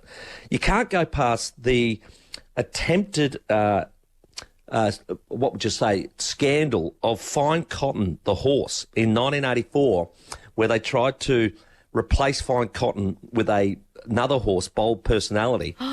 And they gave it to a guy. They were going to, so the Bold Personality could run really fast. Fine Cotton was slow. So the skit was, the sham was on where they put this in, they back it at, 50 to 1, and of course it would fly home and win. The only problem was the two horses didn't look like anything alike. One's black, one's white. I don't know this story, Tim. This is fantastic. It is amazing. Awesome. Yeah, look it up, because what they did, they gave it to this bloke and he painted it black with house paint. No. And on the day of the race, it was running down its nose. That, you're right, Working Dog would make a spectacular Australian film with that material. One of the biggest bookies got revoked, Robbie Waterhouse, and he got his licence taken away from him over this whole scam. It's unbelievable. Good. Look it up. It would be a brilliant movie. That is a great suggestion. Be. Hey, Tim, you're in the running to win the meat tray. You'll be on TV. Good on you, Timmy. Hooroo. Speaking about report cards with distinctions, here's Ginnivan. Tim Ginnivan on 5AA Breakfast. We'll take some more of your Meat Tray Friday entries on the other side of the 7:30 news. 8223 You can give us a buzz. We'll wrap the week in federal politics. And also, we're going to talk about phone use around kids. Not phone use by children, phone use around children. Why one country says it's a big no-no.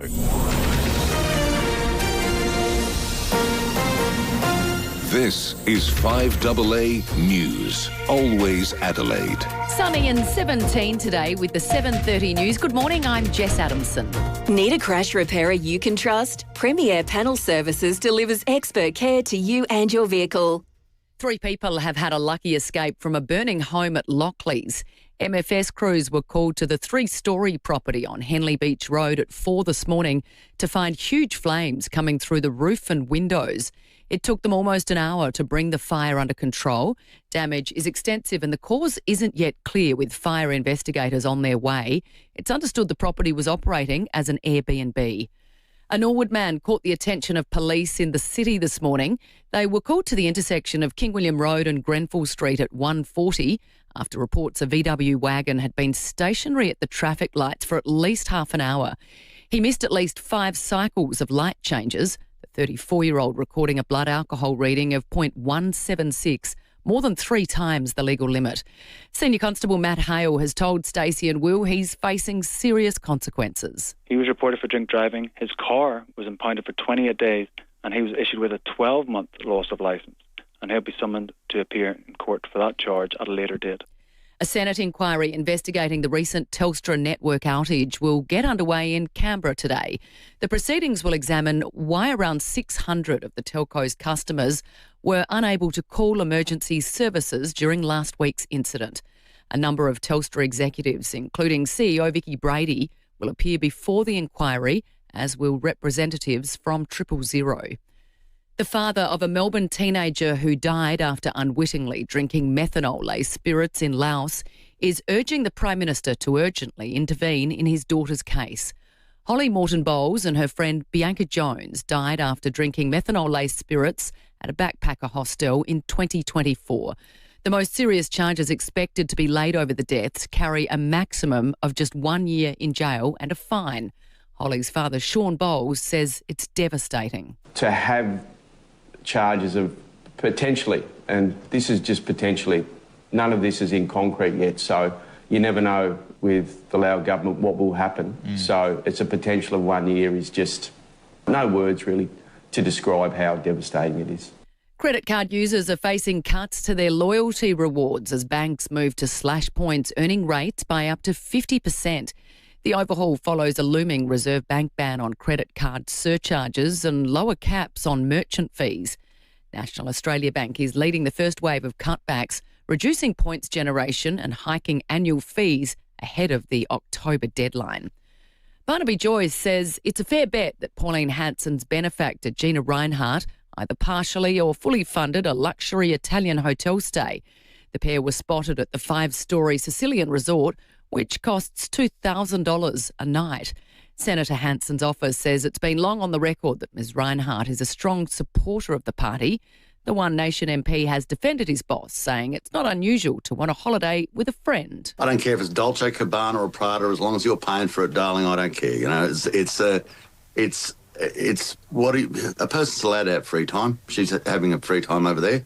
The White House has sidelined Donald Trump's longtime teleprompter operator following allegations he made over $100,000 betting on the president's speeches. Gabriel Perez is accused of using his inside knowledge of upcoming transcripts to profit on prediction markets, where users bet on specific phrases being mentioned. Now turning to 5AA Sports. Gliderol garage doors are proudly and brilliantly made right in South Australia. Gliderol.com.au. Hello again, Tom Wren. And to you as well, Jess. Let's start with a bit of footage. Geelong face a nervous wait for scans on Max Holmes' ankle injury, suffered in last night's 27-point win over St Kilda.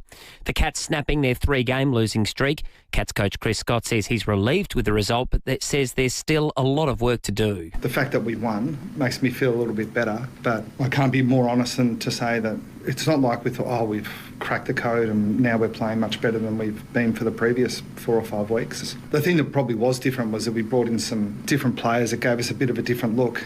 Tonight, the Crows' top 4 hopes will go on the line when they take on Sydney at the SCG. Taylor Walker is out of the side, along with Rory Laird, while Hugo Hawker-Hahn and Isaac Cumming come in. The Swans have made 4 changes to their side, bringing in Malcolm Roses, Logan McDonald, Riley Bice and Braden Campbell. Port Adelaide Meantime has been forced to make a whopping 5 changes to its side to take on Fremantle at home tomorrow. The Power have lost Zach Butters, Mitch Georgiades and Jack Lukosius to injury. Jason Horne-Francis is suspended while Jacob Ware's been dropped. Bailyn O'Brien will make his debut while Todd Marshall, Mitch Zaddo, Christian Moraes and Brandon Zirk-Thatcher are all in.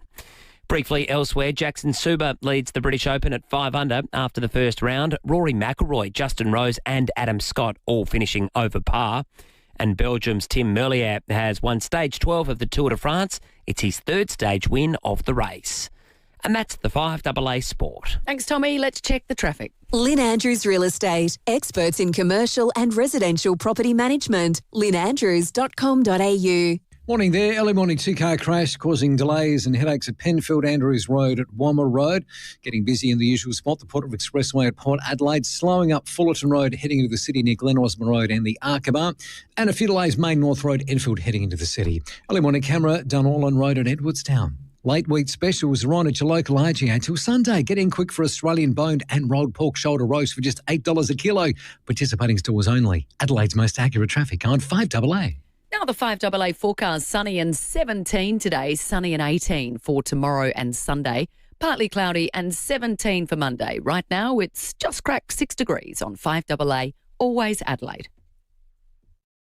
Kia, a new breed of hybrid. Meet Kia's turbo hybrid SUV range.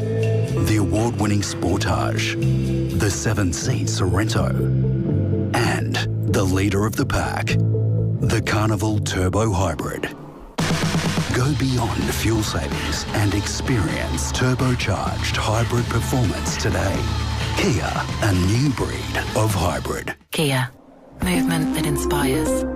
Shane from Drummond Golf, you know the game inside and out. Well, Rowie, my team and I have worked with great golfers and we've helped good golfers become much better. Now, can you explain this one to me? Every time I'm about to tee off, there's a part of me which goes, This could be a hole-in-one. Am I delusional?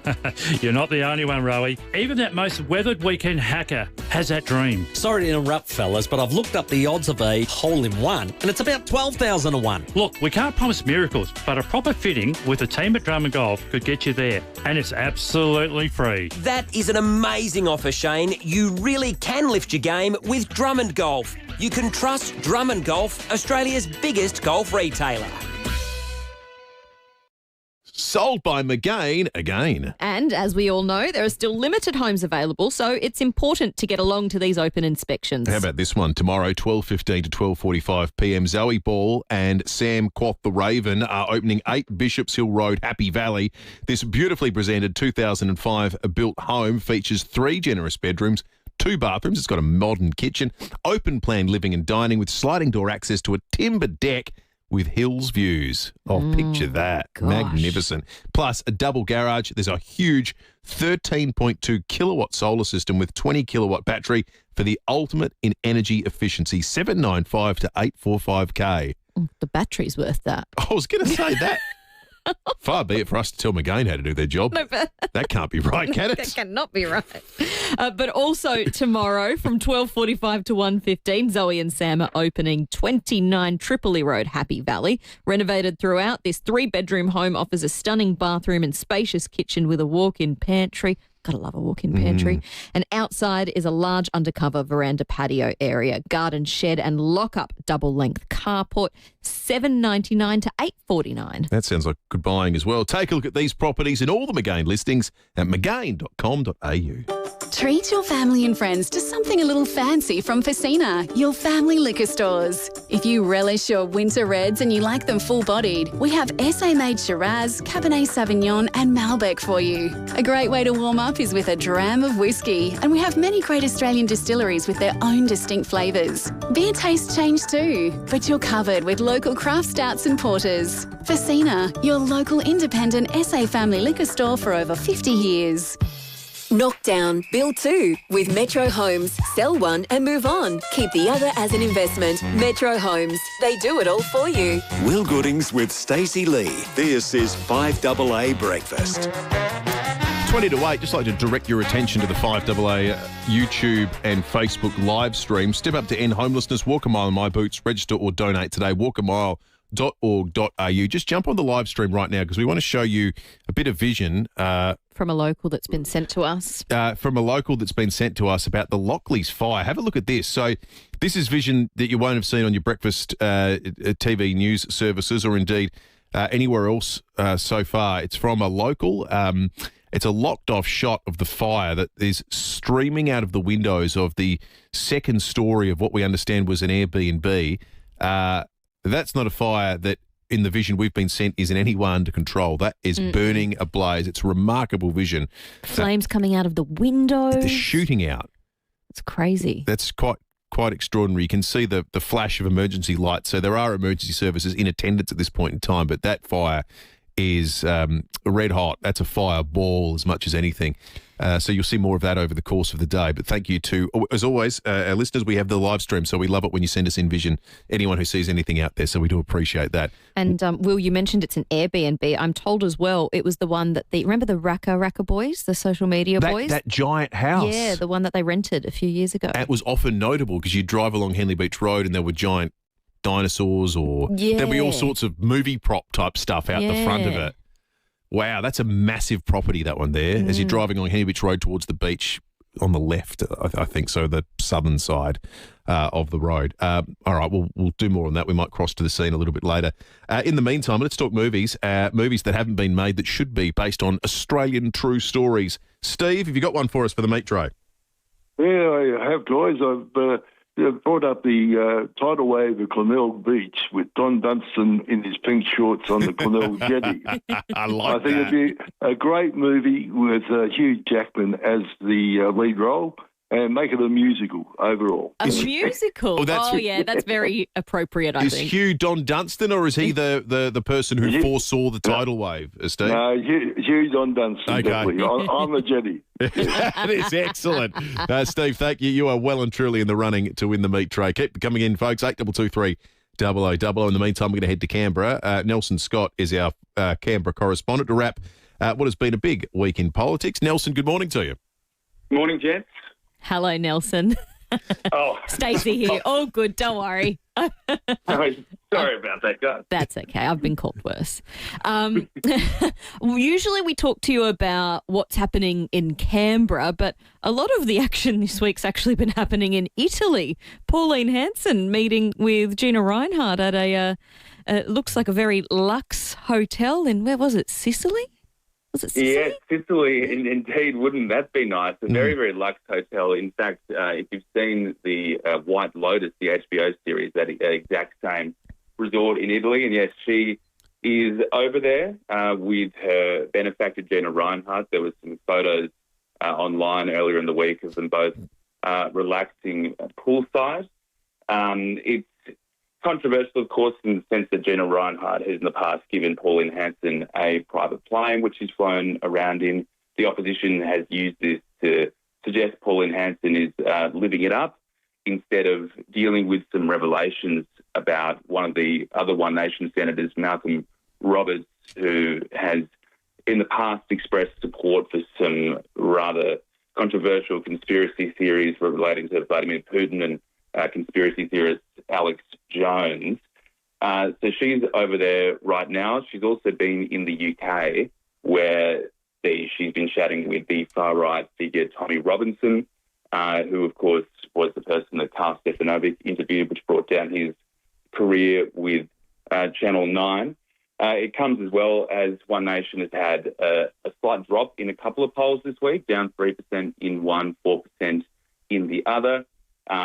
Some attributing that to her speech at the National Press Club, comments about workers. So it will be interesting to see if, while cost of living is happening here, she's over there in Europe, if perhaps it suggests she's out of touch and those polls might fall further in the future. Well, there's obviously there's downside risk for there, isn't there, Nelson? Because I reckon a lot of One Nation people have parked their vote. People have recently departed the major parties, have done so because they're fed up with how federal politicians gallivant about the globe in the midst of a cost of living crisis and seem to be doing things for their own edification and not for the country. And this feels like politicians doing what politicians do, and I can't imagine those people would be very happy with that fact.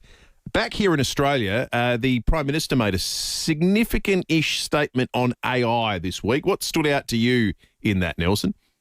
Yeah, well, this is obviously very, very interesting and very, very important. There's a lot of concern in the community about AI in terms of job losses. There's also this huge amount of investment that's going into data centres in Australia. In fact, the investment in data centres is one of the few reasons why our economy is actually growing at the moment. But these data centres, they use a lot of energy and they require a lot of water, and this is obviously happening at a time when we're actually transitioning our energy grid. So the Prime Minister's outlined this AI plan. Effectively, it's got three key planks. The first is an Office of AI. It's going to be established within the Prime Minister's department, Albo's department. That's going to set the framework and oversee the growth of AI. That's been criticised by the opposition, who say that, it's just more bureaucracy, it's not going to solve any issues. The other thing they're doing is basically forcing data centres, new large-scale data centres, to underwrite their own power supply, try and avoid prices increasing at households and minimise their water usage. And the last thing is this issue of copyright. Some of the AI models, they use people's creative property, intellectual property, to train their models. So there's going to be protections for Australian artists, creatives, authors, etc. So if an AI company wants to use their intellectual property to train the models, they need to ask for permission. So that's what it's at so far. There's going to be a Labor conference happening soon too. Unions have some more demands on AI. They want to see that new data centres have to employ apprentices. So it'll be interesting to see where the government goes on that next. All right, good stuff, Nelson. Thank you. Nelson Scott, our correspondent in Canberra, wrapping up the last week in federal politics, both at home and abroad. And abroad. As it turns out. It's nice to be in Italy at the moment. It looked magnificent, I've got to say. Beautiful. If Gina wants to pay for me to go to the Four Seasons in Italy, I'm willing to come. Now, this is good. Joe on the text line has got a entry for the meat tray. Yes, yeah. He says, "Hi, Stacey and Will. 2 stories I'd like to see become movies. Catherine Bennell-Pegg and Hugh Van Lay, our former governor of South Australia. 2 truly great tales to be uncovered." His is a brilliant story, obviously. Oh. Catherine Bennell-Pegg's is still to be written, I reckon. And her story's been amazing to this point, being our first astronaut to train under the Australian flag. When she eventually gets to space, which she will, make the movie. That'll be brilliant. She's an awesome person too. She's just so nice. Yes, down to earth. Yeah, she's lovely. And love this one from Will in Goodwood. "I'd like to see the sink or swim story of a teenager and his torturous parents who send their son, presumably for disciplinary reasons, to a Mexico town that only speaks Spanish for 6 months. The teen, who will forever be traumatized by the event, will constantly use his job as a therapy session, but in a sick twist will inflict the same pain on his children. Penbo in Surviving Mexico." Who said that through? Will in Goodwood. Will in Goodwood. If you'd called in Will, you might have just won a meat tray this morning. That is just a brilliant story. And all true. Twist. All true. I'm not sure it's a sick twist. I think his kids are quite enjoying it. We're going to chat with him Monday morning, David, that is, about the World Cup final. He sent me a message partly in Spanish when England were defeated. Some of it may have even been in French, unintentionally. And he's very excited about being in Spain for a World Cup final that Spain are going to be appearing in. Do you think he'll speak any English to us? Or? I think he's already forgotten how.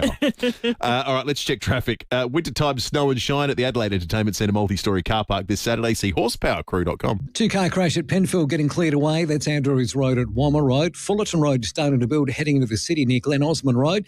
And slowing up at Tonsley on South Road as you get off the Southern Expressway. Speed camera on the drive-in Frederick Road at Grange. Late week specials are on at your local AGA till Sunday. Get in quick for Australian boned and rolled pork shoulder roast for just $8 a kilo. Participating stores only. Adelaide's most accurate traffic on 5AA. A smashed redemption. The energy today, the amount of people who got up before dawn, walking 1 mile in the shoes of someone that has nothing. Step up to end homelessness. Walk a mile in My Boots. Register or donate today. Stock right now with 15 technicians standing by to get you back on the road. You don't need to wait. Tell your insurance company you want complete windscreens on the job. CompleteWindscreens.com.au. Look for the big red koala. Beechwood Homes, Adelaide's leading bespoke home builder, celebrates 35 years. Over that time, they've helped many hundreds of people realise their dream of building a home exactly how they envisioned it. That's the wonderful thing about building with Beechwood. There are no set plans, no set rules. It all starts with a pen, paper, and your ideas. Just like it did 35 years ago. If you can dream it, Beechwood Homes can build it. Life's good. It's even better in a Beechwood home. If you're thinking of building or renovating your kitchen, there are a lot of choices to make, but the first choice is an easy one. It should be Smeg. We have an amazing Smeg showroom right here in Adelaide. Debney Distributors, they're in Dudley Park, and inside you'll find the full Smeg range on display. With everything from ovens, cooktops, dishwashers and refrigerators to wine cellars, kettles, toasters and more, Smeg seamlessly pairs powerful performance with architectural design. There are even cooking demonstrations there, and as we know, you can really taste the difference with Smeg. They've also been proudly made in Italy since 1948, and their colour, design and technology is world famous. I love the colours. Oh, they're spectacular, aren't they? I couldn't decide, so I've got one of each. My kettle's blue, my toaster's do pink. you? Yeah. I like that. Yeah, That's good. just multicoloured all over the kitchen. Love it. Smeg technology with style. Visit the Smeg showroom today at Debney Distributors, Harrison Road, Dudley Park. Hi, Bronte Manuel from Toop and Toop. Toop and Toop has been named Australia's #1 large residential agency of the year at the Real Estate Institute of Australia National Awards. It's a proud moment and a reflection of more than 40 years helping South Australians buy and sell property with trusted advice, strategic expertise and exceptional results. As a family-owned agency, we're incredibly grateful to our clients and community for placing their trust in Toop and Toop since 1985. To learn more, visit toop.com.au. 5AA Breakfast is streaming live right now. To watch, simply head to 5AA on Facebook or YouTube. Knockdown, Build 2 with Metro Homes. Sell one and move on. Keep the other as an investment. Metro Homes. They do it all for you. Will Goodings with Stacey Lee. This is 5AA Breakfast.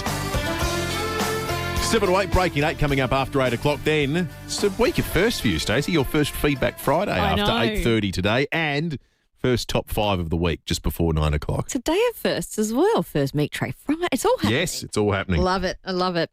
Well, we've been talking a lot lately about kids and phones in schools, kids on social media, and I think everyone's questioning, at what age and at what level should technology be introduced to children. But now Sweden has introduced a new set of guidelines. This is from the official health agency in Sweden, a new set of official guidelines for parents using phones. And they are not just advising, but they're telling parents in Sweden not to use their phones with their children. Don't use your phone at the dinner table or the bedroom, and stop posting your kids' photos on social media. It's a directive from the official health department. So I thought, let's talk about this. Emily Harrison is the SA director of WaitMate, which is a program that encourages parents to wait until giving their children a mobile phone. But Emily joins you this morning. And Em, I thought it was a good chance to talk about, we've spoken in the past about kids not getting phones or being delayed, but it's a bit too late for all the parents. We've all got our phones now. That's right. Good morning, everyone. Thanks for having me. I think what Sweden has done is pretty amazing, and it made my jaw drop, which is saying something for someone who's reading about phones and children and technology all the time, because I think they've unleashed a dirty little secret that all of us parents know but don't really want to admit, and that is that one of the best ways to teach our kids and one of the best ways to influence them is by what we do as parents. And I think we all know we all spend a little bit too much time on our phones, me included. And if we stopped doing that in front of our kids, we would be teaching them such a great lesson.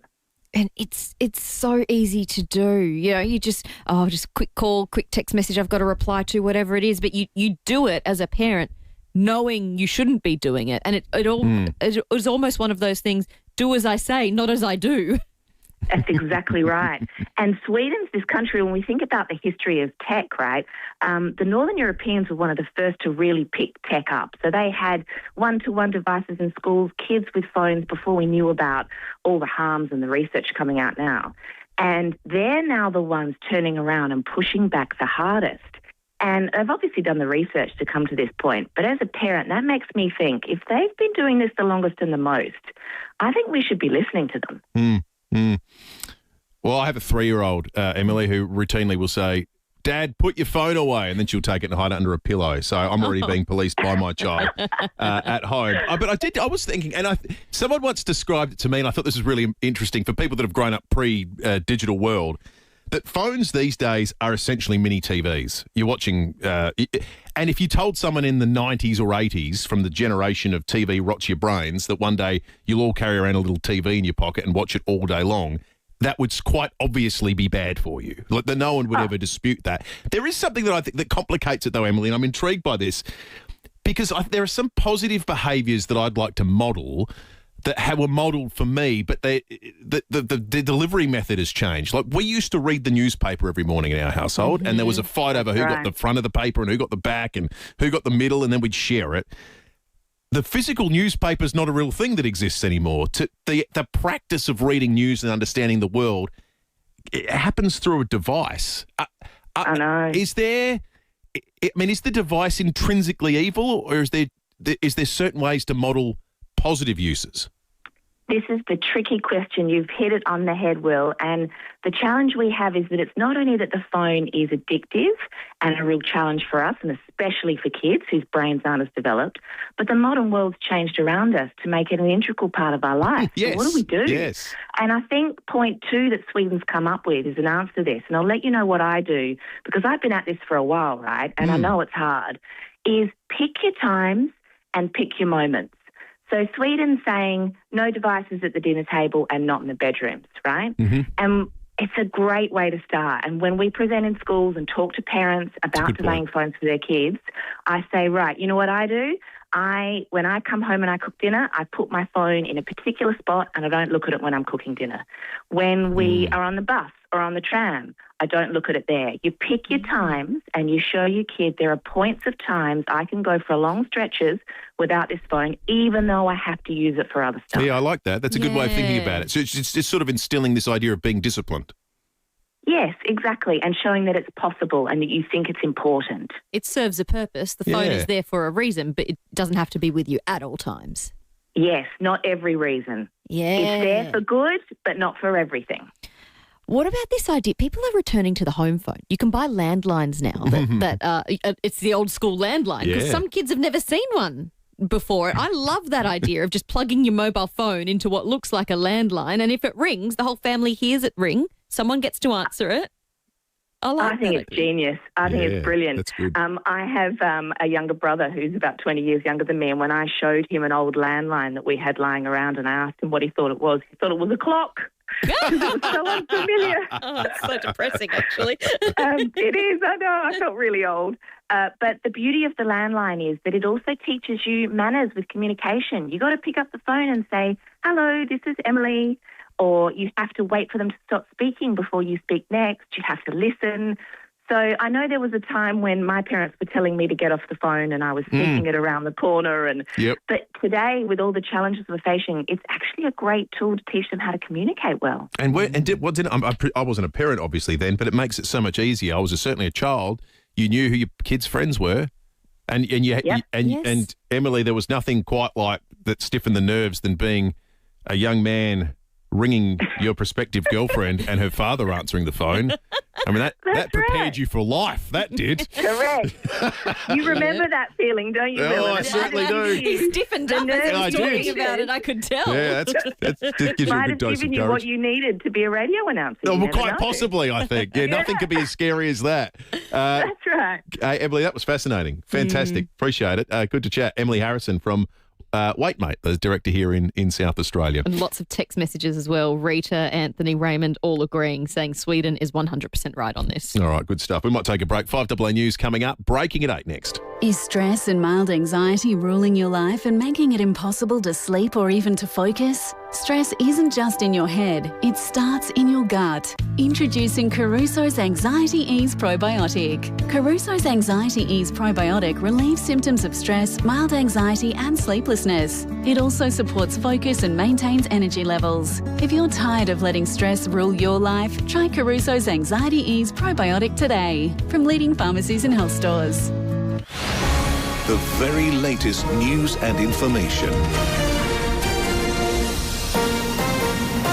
This is 5AA News. Always Adelaide. Sunny and 17 today with the 8 o'clock news. Good morning, I'm Jess Adamson. Had a collision? Get in touch with FIVEAA Panel Services and have your car returned to its former beauty. A drink driver's been caught in the city this morning. Senior Constable Matt Hale says he blew more than 3 times over the limit. Police received a report that a VW wagon was sitting stationary for around 30 minutes at the intersection of King William Road and Grenfell Street. The car had been observed to miss at least 5 cycles of traffic light changes. Police attended and the driver, a 34-year-old Norwood man, was breath tested. That reading was 0.176. 2 overnight house fires have kept emergency crews busy overnight. The MFS was called to a home in Moston Crescent at Salisbury East at 2 this morning, where a large blaze had taken hold at the back of the property. Several occupants managed to escape in time thanks to a smoke alarm. The damage is extensive. Fire investigators are at the scene. And 2 hours later, firefighters were called to a 3-storey home on Henley Beach Road at Lockleys. They say huge flames were coming out of the roof and windows of what's believed to be an Airbnb property. 3 occupants were safely evacuated there. The cause hasn't yet been determined. Telstra bosses will be grilled today on last week's outage, which prevented some customers from reaching 000. More from Nelson Scott. The Telstra outage crippled calls and data, blocked payment systems and some train services. It also left about 600 people unable to call 000. The Telstra CEO and her colleagues will today appear before a Senate inquiry to answer questions over why some customers couldn't get through to emergency services. The proceedings will be chaired by Green Senator Sarah Hanson-Young, who is calling for new laws to protect the public from outages and guarantee compensation for those impacted. Representatives from 000 will also appear before the inquiry. The families of 2 Australian backpackers who died in Laos after drinking tainted alcohol are expressing their deep disappointment after learning it's likely no one will face serious jail time over the deaths. 19-year-old Holly Morton Bowles and Bianca Jones died after they unwittingly drank methanol. DFAT has now told their loved ones the most serious charges likely to be laid over the incident carry a maximum of just 1 year in jail. The number of smokers turning to illicit tobacco products has more than doubled in the past 3 years. The latest National Drug Strategy survey found while there's been a 2.7% drop in the number of people smoking, 34% of smokers reported using illicit products. More than half of respondents who purchased illicit tobacco also reported buying it from a tobacconist. Tobacco Issues Chair at the Cancer Council, Alicia Brooks, is calling for stronger enforcement around illegal tobacco products. You know, the states and federally, things are happening and ramping up quite a lot when it comes to enforcement, but we need that to happen even further. We need tighter retail controls and a coordinated national response to make sure that we can stop this cheap illegal product undermining that tobacco control success.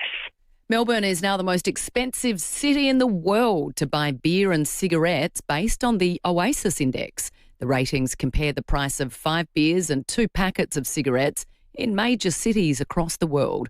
Warren Hogan from Judo Bank says prices in Melbourne for the items have skyrocketed almost 90% in the past decade. It is tax that's driving not only beer to be expensive, but driving down consumption. There's already people wanting, young ones wanting to drink other things.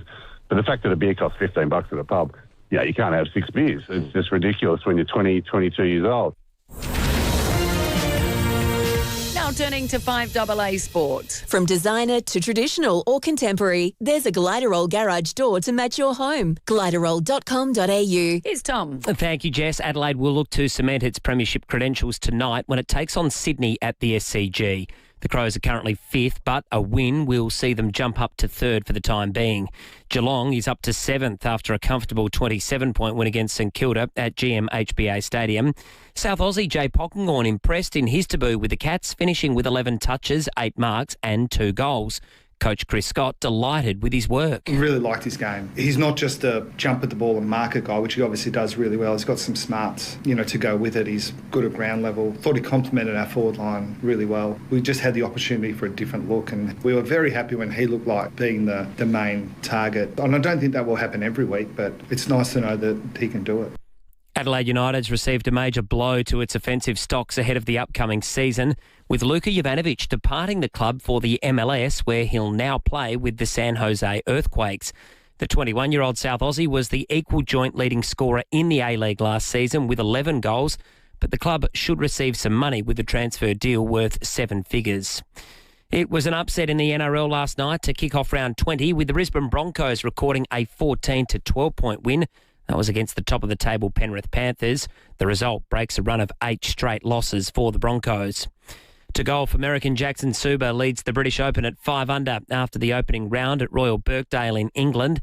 World number 1 Scotty Scheffler is ominously placed just 3 shots back, while Minwoo Lee and Lucas Herbert are the best of the Aussies. They're 5 shots off the pace. To cricket, Joe Root has finished on 99 not out to help England beat India by 4 wickets in their second one-day in Cardiff. The series is now level at 1 game apiece after they successfully chased down the target of 235. And Formula One champion Lando Norris will cop a 10-place grid penalty at this weekend's Belgian Grand Prix after his car was fitted with a 4th new battery this season. And that's the 5AA Sport. Thanks, Tommy. Let's check the 5AA traffic. Lynn Andrews Real Estate, experts in commercial and residential property management. lynnandrews.com.au. Morning there. That 2-car crash at Penfield still causing delays. Andrews Road at Wammer Road. Another smash at Albert Park, Port Road near Botting Street and Prospect. Traffic lights playing up Regency Road near Prospect Road. Slow going right now. Brighton Road at Glenelg East just near Jetty Road and Building Main North Road at Enfield heading into the city near Scotty's Motel. Camera Waite Street, Blackwood. A polished man opens up, asks for help and shows up because when they do, everyone wins. Polished man, strong enough to care, end violence. Donate at polishedman.com. Adelaide's most accurate traffic. on 5AA. Now the 5AA forecast, sunny and 17 today, sunny and 18 for tomorrow and Sunday, partly cloudy and 17 for the start of the working week.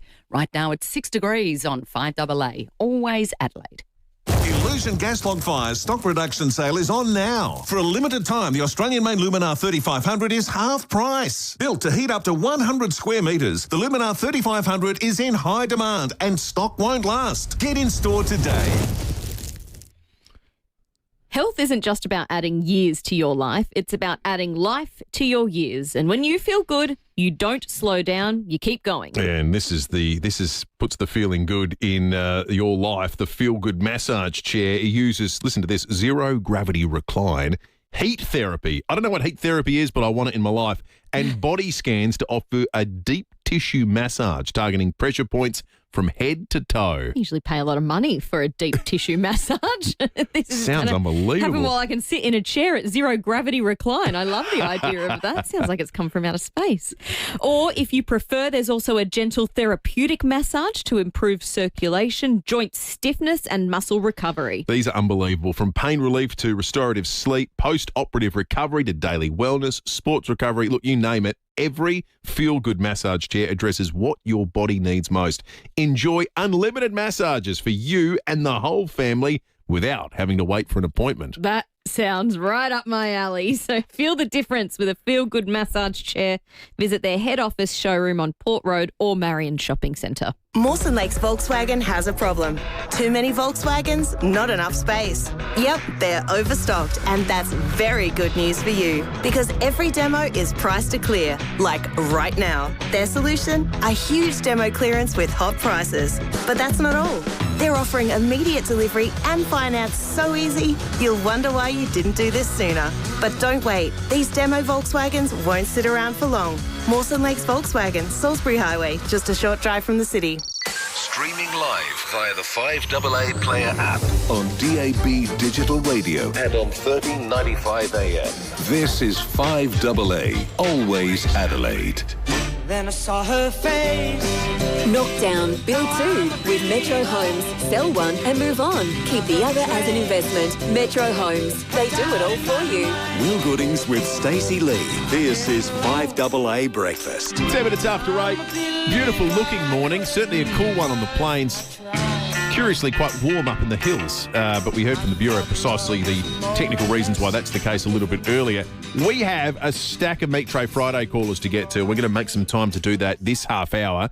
If you've got some inspiration for a new film based on a true Australian story, it might win you the Gramazio Foods Meat Tray this morning. SA's own celiac certified butcher, Burnside Village, Golden Grove Village, and online at gramazziofoods.com.au, inspired by the release of the I Play Rocky trailer yesterday. The true story of the making of the first Rocky and how Sylvester Stallone wrote the script and refused to sell it if he wasn't playing the lead role. It's a remarkable story, but there are great Australian stories that we've been hearing all throughout the morning. It's going to be tough to pick a meat tray. That's your job, by the way, Stacey, picking the Meat Tray Friday winner. This is cruel. I don't handle that responsibility. You can be the judge. No, we'll get Patty and Jess to be involved as well. Yeah. But get calling now if you've got a Meat Tray Friday. A true Australian story that should be made into film. We'll get to some more of those very shortly. Right now, though, it's time for Breaking at 8. Well, we've actually had a last-minute change to today's Breaking at 8. Oh. Because I've just received some correspondence from Adelaide City Council that relates to our Breaking at 8 from a couple days ago. About the consultants. The consultants. $23 million was spent on consultants from Adelaide City Council within an 18-month period. Some people on council are not too happy about the fact that it's been reported and the way in which it's been reported. When we spoke to the councillor who asked this question on notice, Mary Kouros, on Wednesday, we distinguished between the two different figures. There was a $12 million figure and an $11 million figure of the consultants. One of them was operational. The other one was for capital works, I think. Capital works. Yeah. And that's the one you can't really avoid. If you're going to be building a new road or you doing need experts. You need experts to consult on that. And we distinguish between it. But apparently not all of the media coverage has been doing that. And I've been sent an internal letter from the Adelaide City Council from the Acting Lord Mayor, Carmel Noon, which talks about the way in which the public has responded to this. Because I figured there'd be a big response to $23 million Staggering from amount of one money. council in 18 months. The letter says the current situation has become a public spectacle and I do not believe it can be allowed to remain uncorrected. A prompt factual response from the administration, whether through a media statement, website clarification or detailed public briefing, is needed to provide proper context and protect public confidence that both the administration and council's financial decision-making. So I guess the thing I took away from this letter was they've specifically mentioned the fact that it appeared in yesterday's Advertiser on the front page, page 3, in the editorial and in the cartoon of the day. It was described publicly by a councillor who submitted the question in a way that it risks further entrenching the impression that council has spent $23 million on unnecessary advice. Oh, we can't let people have the impression that councils unnecessarily spend taxpayers' money. Ratepayers' money, should I say. Yeah, and the surprising thing to me about this letter that's been sent to the council administration is the letter is not saying, should we re-look at the money we're spending on consultants? The letter is saying we're not happy with the way people have responded to this, so we need to give another response to it. So, yeah, none of the figures are being disputed, are they? No. The figures aren't in dispute. They're just not The happy real with- injustice here is not how much is being spent. No. But the language that's being used to describe how much is being spent. Mhm. Well, that sort of sums it all up, doesn't it? Mm-hmm. Yeah. That's fascinating. What a great insight. Breaking it out. And we'll keep the other one for Excellent. next week. Good to have a breaking Which it is up your also sleeve. council related. Oh, they so often are. More breaking eights next week. Stacey's done a wonderful job championing that segment in David's absence for the first 5 days of this week. More breaking news and next from Monday morning as well. Right now, it being a Friday, we've got more Meat Tray Friday entries. True Australian stories that should be made into film. Let's go to Somerton Park. Rob, good morning. Good morning, guys. You've heard of Clarkson's Farm, haven't you? Yes, love Clarkson's Farm. Great show. Well, I'm the original from way back in 2008, where I bought a house in the country as a complete idiot, and I've got a little book out called "An Idiot on a Farm," Antipode and Rob, and I used to do a little piece on the radio every week for about 8 or 9 years with the stories from it. And basically, it's chased by sheep. I was attacked by snakes, eagles. We had we had a mouse plague, locusts. The plumbing never worked. The water worked. It was, and I'm the most useless guy you've ever seen on a property. I started with 5 sheep because I didn't realise that grass grew, and then I ended up with 90. I had to learn how to be a sheep farmer. And all that. We did know this about Antipode and Rob. Love the original Clarkson's Farm. Antipode and Rob, An Idiot on a Farm. It's on the book thing, yeah, Amazon. Rob, that Love is, it. we didn't know that about you, Rob, and that's a great, I'd watch that. That Yeah, sounds, I would too. Rob is a very funny man. That sounds absolutely hilarious. Everything I know about farming is from Clarkson's Farm. Yeah, me too. It's really educational. It is. It's why it's funny the journey that show took in the UK, because I think originally farmers were like, oh, this buffoon making fun of what we do and being a millionaire, what does he really... But in fact, it had the opposite effect, and people... It raised awareness of how hard farming is, how unrewarding it can be. Yeah. And now he's sort of the patron saint of farmers in the UK. Yeah, he champions their causes. Absolutely. Great show. Let's go to Seaton. Tony, good morning. Good morning, and happy Friday. Indeed it is, Tony. I would do one movie about grain corns. I reckon it'd be the best. And what I put underneath, I would promote it with the writing underneath the picture, the missing link, the question mark. The missing link. Yeah, mankind's missing link. Oh, that's unkind, Tony. Thank you. Okay, let's go to Elizabeth Downs. Dee, good morning. Good morning. How are you? Love your show. Good on you, Dee. I would like to nominate Dr. Richard Scolia, Oh, yeah. the man who recently died of a brain tumour.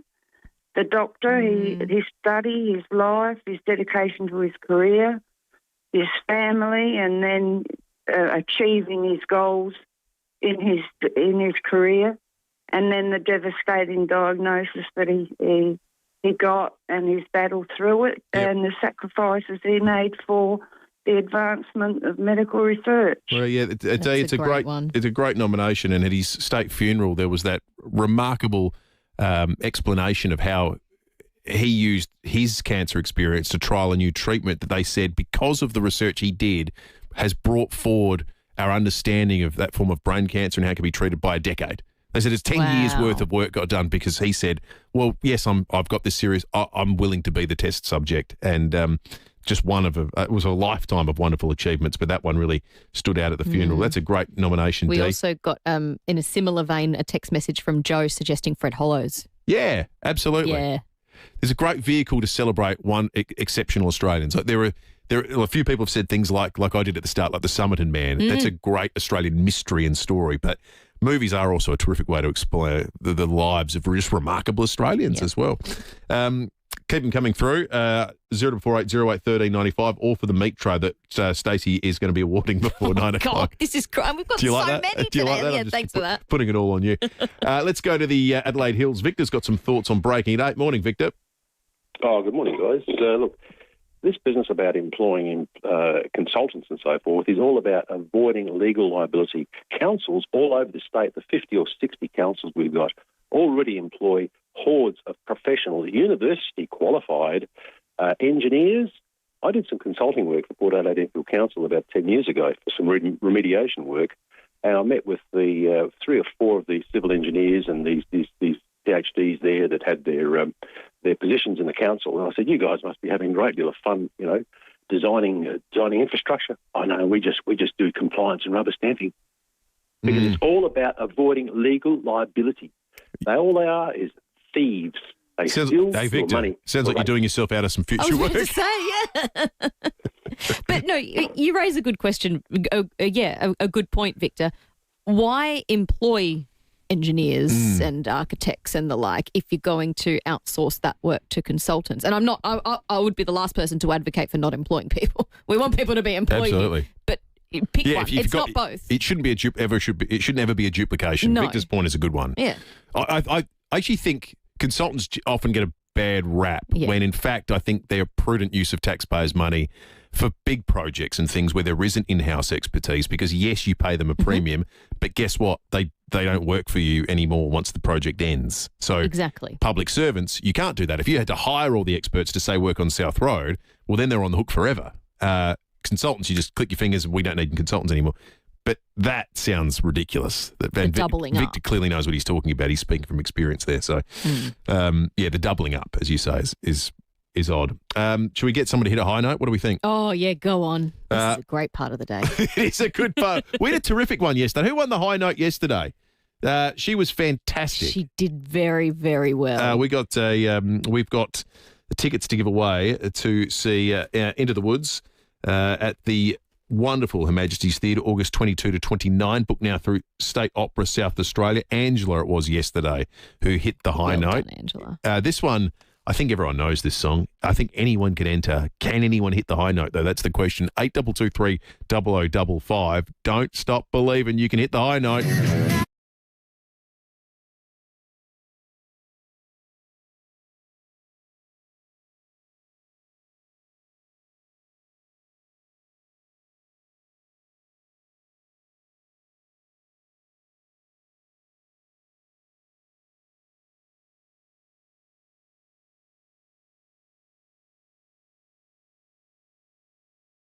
Double 0000 if you'd like to hit the high note. If you can, we're going to send you off to see this terrific show. There's not many tickets available for this because it's one, it's popular, and two, it's only on for a week here at Her Majesty's Theatre, August 22 to 29. You can get tickets still, though, at State Opera South Australia, or by singing the end of that grab of Don't Stop Believing. Hugh Sheridan's in it. Hugh Sheridan's in it. Into the Woods, he stars in it. As well. It gets terrific reviews, so that's going to be excellent. Looking forward to someone hitting the high note. Get calling right now. We'll do it on the other side of the break. We'll check traffic first, though, thanks to the wintertime snow and shine at the Adelaide Entertainment Centre's multi-storey car park this Saturday. See horsepowercrew.com. Still got a few delays with that smash at the moment, getting sorted out at Penfield, Andrews Road at Womma Road. Another collision to look out for this morning at Albert Park. It's on Port Road near Botting Street, but having a quick look at the map, there's no great delay, so that's a good thing for the drive-in.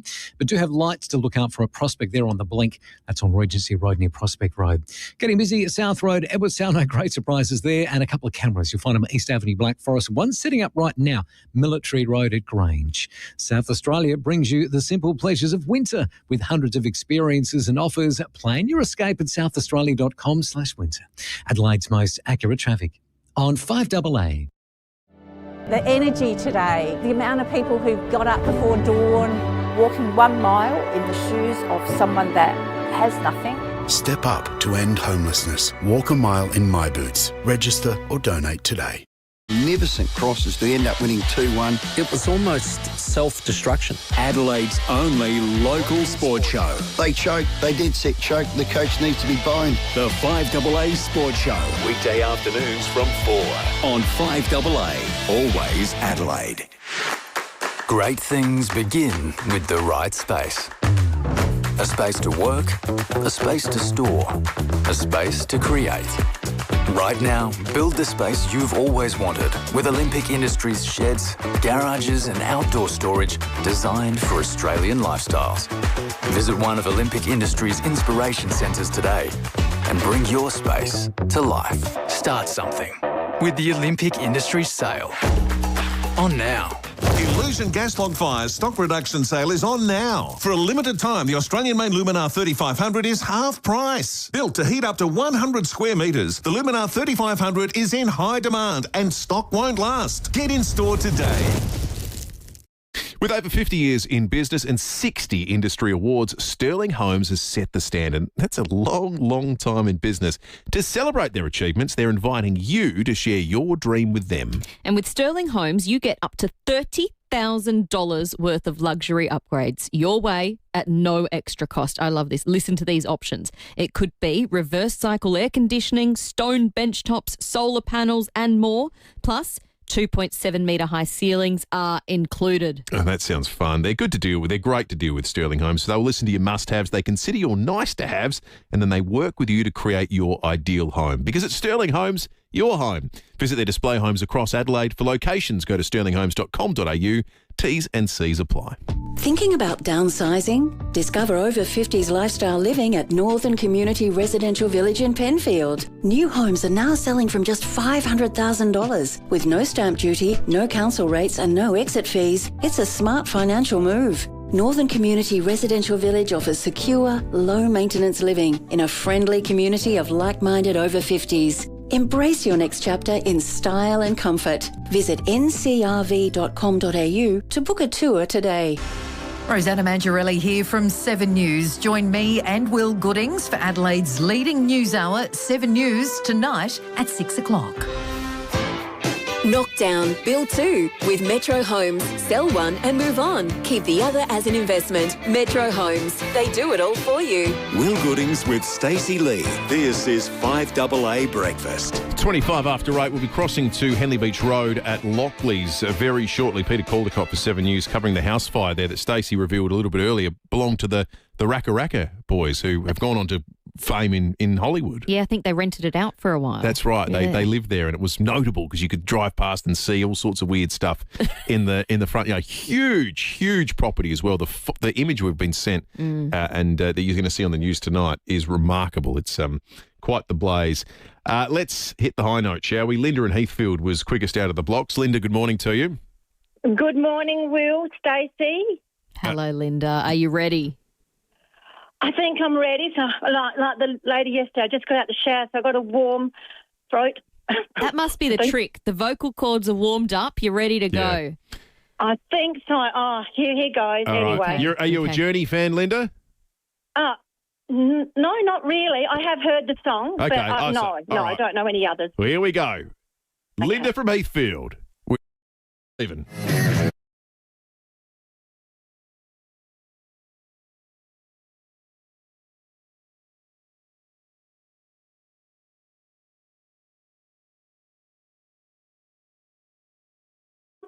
Stop hiding in the night. Oh, Linda. You know what? I love it. I mean, it was technically, lyrically imprecise, but the note was hit, and the competition isn't get the lyrics right. No. It's hit the high note. You hit And the Linda, note. Oh, You hit the brief, so you're off to see Into the Woods. That was excellent Well work. done, Good on you, Linda. Magnificent. Into the Woods, you can still get tickets through the State Opera of South Australia. It's on from the 22nd to the 29th of August. Good on you. Let's head to Lockleys now. Peter Caldecott at the scene of the fire we were speaking about just a moment ago. PC, good morning. This is a massive home and a massive fire. It is indeed. You may well know this iconic house as you're heading down Henley Beach Road. Just before you get to the River Torrens, it's on the left-hand side, and just before the Lockleys Hotel, a 3-storey white building, very imposing, with a big balcony reaching out to the road. It was formerly built by the brothers who sold Pizza Haven, and after that it was owned by people who were famous YouTubers and had gorillas and all sorts of things on the balcony. So last night about 4 o'clock, it was actually rented out as an Airbnb when two women and a man inside woke up and they smelled smoke. Luckily, they got out with their pet dog called Roger and made a run for it before the whole place went up in flames. And just when the fireys got here, flames leaping through the roof and out the windows, just an incredible scene. And the whole house has pretty much been gutted. A massive fire. They managed to save nearby homes, but this Airbnb is no longer up for rent. No, we've got some footage of it on our live stream at the moment, Facebook and YouTube, to take a look at it, PC, and it's just got flames sort of streaming for metres out the windows. You can see in this footage it looks like the MFS crane truck is heading up, and they're sort of trying to fight it from its level. But you mentioned it's a 3-storey building, so it's huge. It would have been an almighty effort to get it under control. Yes, if you go onto Airbnb, you can see what it looked like before or even last night. I think it boasts 3 bathrooms, 5 bedrooms, accommodates at least 16 people, and it was up for rent. Just had a price reduction down to $2,500 a night. I think it might be a bit less now. Yeah, I think you might be right, PC. Thank you, Peter Caldecott for 7 News. You'll see these extraordinary pictures on 7 tonight from 6 o'clock. It is a Friday morning, which means 2 of my favourite things are happening. One of those is Foodie Friday. This is usually your world, Stacey. This is. I'm sorry, Will, but no, I'm going to miss this part of. Yeah, no, I totally get it. I would too. It is spectacular. Leith Forest with Chris Jarmer at 2:30 today. Thanks to the wonderful people at Jarmer's Kitchen and the excellent Debney Distributors, Smeg and Powell's. Building or renovating, your first choice, you'll be visiting the Smeg showroom at Debney Distributors. Takes the difference with Smeg and Powell's. And Chris is making spicy tuna on crispy sushi rice today. Oh, yum. Oh, that sounds excellent. It's at 2:30 this afternoon. You do not want to miss it. Yeah, that you do not want to miss. You also don't want to miss your opportunity to win excellent prizes with Feedback Friday. Coming up next, 4 simple questions, 3 magnificent prizes. No wrong answers. Get calling now to be part of a landmark Feedback Friday because it's Stacey's first one. 8223 0055. First 3 callers through will be on the line to win 3 magnificent prizes. Doing good has never been easier thanks to the People First Community Lottery. For just $2, go in the draw to win a Toyota Kluger Hybrid while helping local community groups. Visit communitylottery.com.au. T's and C's apply. 700,000 tickets available. SA Lottery licence number M15015. This is 5AA News, always Adelaide. Sunny and 17 today with the 8:30 news. Good morning, I'm Jess Adamson. Need a crash repairer you can trust? FIVEAA Panel Services delivers expert care to you and your vehicle. A man's been caught drink driving after sitting at a set of traffic lights in the city for half an hour this morning. Police were called to the intersection of King William Road and Grenfell Street at 1:40 after reports a VW wagon wasn't moving. The driver missed at least 5 cycles of green lights. The 34-year-old Norwood man blew .176, more than 3 times the legal limit. His car's been impounded, he's lost his licence for 12 months and he'll face court at a later date. The Greens argue new laws are required to protect Australians from telecommunications failures. A Senate inquiry will get underway this morning investigating why more than 600 people couldn't reach 000 during the recent Telstra outage. Executives from the telco, including CEO Vicky Brady, will appear before the proceedings. Senator Sarah Hanson-Young is chairing the inquiry and argues changes are required to ensure the incident is never repeated. To explain what on earth happened, what they're doing to guarantee this won't happen again, and what laws we need in place to make sure Australians are protected from these massive telecommunications failures. The families of 2 Melbourne backpackers who died in Laos after unwittingly drinking methanol say they're devastated after learning it's likely no one will face serious jail time over the deaths. The loved ones of Holly Morton-Bowles and Bianca Jones have been told the most serious charges likely to be laid over the incident carry a maximum of just 1 year in jail. Sean Bowles says Australia's Foreign Affairs Department has been keeping them informed of the developments. Obviously, they're not the results that we're looking for. So they let us know. They have kept us up to date with the process and everything that's going on over there. Thousands of Australians living with multiple sclerosis have secured continued access to subsidised treatments. The government says 3 vital MS drugs will stay on the PBS while an independent review is conducted by the end of the year. There had been fears a pricing dispute between the Health Department and international pharmaceutical companies would force patients to fund the medications privately. Australian scientists are helping develop the world's most powerful space telescope. Macquarie University researchers are collaborating with an international team to provide images up to 3 times sharper than the Hubble. Professor Richard McDermott says the MAVIS instrument will let us see some of the first galaxies to ever form in our universe. It's going to see stars moving around black holes that we've not been able to detect before. And it's going to understand the chemistry of stars in new parts of the universe that have just been too complex for us to resolve until now. Overseas, and the White House says US President Donald Trump is not willing to sit by and allow Iran to target ships in the Strait of Hormuz without facing consequences. The United States Central Command has launched another round of strikes on Iranian port facilities, raising concerns about further disruptions to global fuel prices. But supply chain expert Professor David Leaney says the conflict has largely reshaped how countries deal with the fuel supply challenges. The world has adjusted and reduced its reliance on the Persian Gulf and the choke point of the Strait of Hormuz.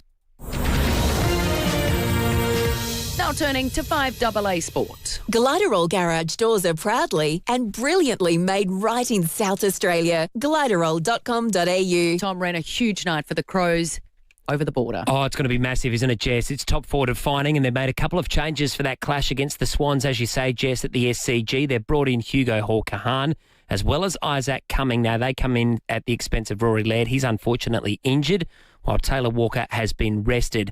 Round 19 actually got underway last night. Geelong snapping its 3-game losing streak, beating St Kilda by 27 points. The win, though, was soured by an ankle syndesmosis injury to star Max Holmes. And St Kilda's 27-year Kardinia Park curse has rolled on. After arguably a career-best performance from Rowan Marshall, the Saints coach Ross Lyon hit out at reports linking the ruckman with a move away from the club. And it's probably disappointing that he starts playing really well and then, someone creates a story that I spoke to AFL players and they think Bulldogs might come for him. Like, which players? St Kilda players, Bulldogs players, Gold Coast players? I understand you've got to fill content, but you're actually creating your own story. Royal Birkdale is proving to be a tough challenge for the world's best golfers at the British Open. Ludwig Oberg, Xander Schauffele, Rory McIlroy, Justin Rose and Adam Scott have all finished over par. American Jackson Suba leads the way at 5 under. Tim Merlier has won stage 12 of the Tour de France. That's his 3rd stage win of the race. Today, Pogacar retains the yellow jersey. He's got an overall lead. Very nice, 3 minutes and 36 seconds. And the Aussie Emeralds have flown out for the United States ahead of the Women's Baseball World Cup Finals. And that's the 5AA Sport. Thanks, Tom. Let's check the traffic. Lynn Andrews Real Estate, experts in commercial and residential property management. lynnandrews.com.au. Morning. Couple of bingos to look out for this morning, but not causing too many delays, so that is a good thing. Albert Park, Port Road near Botting Street. Another one at Penfield, Andrews Road near Wommer Road, and Prospect traffic lights playing up Regency Road near Prospect Road. Slow going at Gilman for works, Eastern Parade near Wicker Road, and got a camera setting up right now Anzac Highway, Glenelg North. Just look for the big van on the left side of the road with the funny windows. Fancy saving on fancy chocolate? Audi Price has just got Audi across the Moser Roth range. Now only $4.49 each. Audi, good different. Adelaide's most accurate traffic on 5AA. To the weather now, sunny and 17 today, sunny and 18 for tomorrow and Sunday, partly cloudy and 17 for the start of the working week. Right now it's 7 degrees on 5AA, always Adelaide. Adelaide's local, trusted and truly connected talkback radio station. 5AA, always Adelaide. Kangaroo Island. It's best enjoyed getting up close to nature. Escaping with friends, enjoying the serenity and celebrating milestones together. Unpretentious, unexpected, untamed. Experience Kangaroo Island unfiltered. Book your self-drive getaway now at sealink.com.au. We chose to use Paint Professionals because they were referred to us by a previous client who was very impressed with the work that they had done and recommended them highly to us. Paint Professionals turned the job around so quickly from the initial quotation straight through to completion. Paint Professionals provided us with a very professional service. We're extremely happy with the outcome of it. Painting an entire house or just a room? Make it a great experience with Paint Professionals. Visit paintprofessionals.com.au. Toop and Toop has nailed it again. They've just been named Australia's #1 large residential agency of the year at the Real Estate Institute of Australia National Awards. But it's also a great win for their entire team, and it's a reflection of more than 40 years spent helping their clients navigate some of life's biggest property decisions. And they do it with trusted advice, strategic expertise, and exceptional results. And this is the best thing about Toop and Toop. They want to share these accolades because Bronte specifically wanted us to say that as a family-owned independent agency, he's incredibly grateful to their clients and community for placing their trust in Toop and Toop since 1985. Head to toop.com.au to see how they can help you get the best result. Kids Footy Month, thanks to Coles. Round 16 to 19 of the 2026 Toyota AFL Premiership season. Bring the kids for free. With huge marks and kicks, there's so much to see. Get in on it at kidsfootymonth.afl. Terms and conditions apply. Beechwood Homes, Adelaide's leading bespoke home builder, celebrates 35 years. Over that time, they've helped many hundreds of people realise their dream of building a home exactly how they envisioned it. That's the wonderful thing about building with Beechwood. There are no set plans, no set rules. It all starts with a pen, paper, and your ideas. Just like it did 35 years ago. If you can dream it, Beechwood Homes can build it. Life's good. It's even better in a Beechwood home. 5AA Breakfast is streaming live right now. To watch, simply head to 5AA on Facebook or YouTube. Knock down, build two with Metro Homes. Sell one and move on. Keep the other as an investment. Metro Homes. They do it all for you. Will Goodings with Stacey Lee. This is 5AA Breakfast. 20 minutes to 9. Top 5 of the week coming up very shortly. But first, it's time to feedback.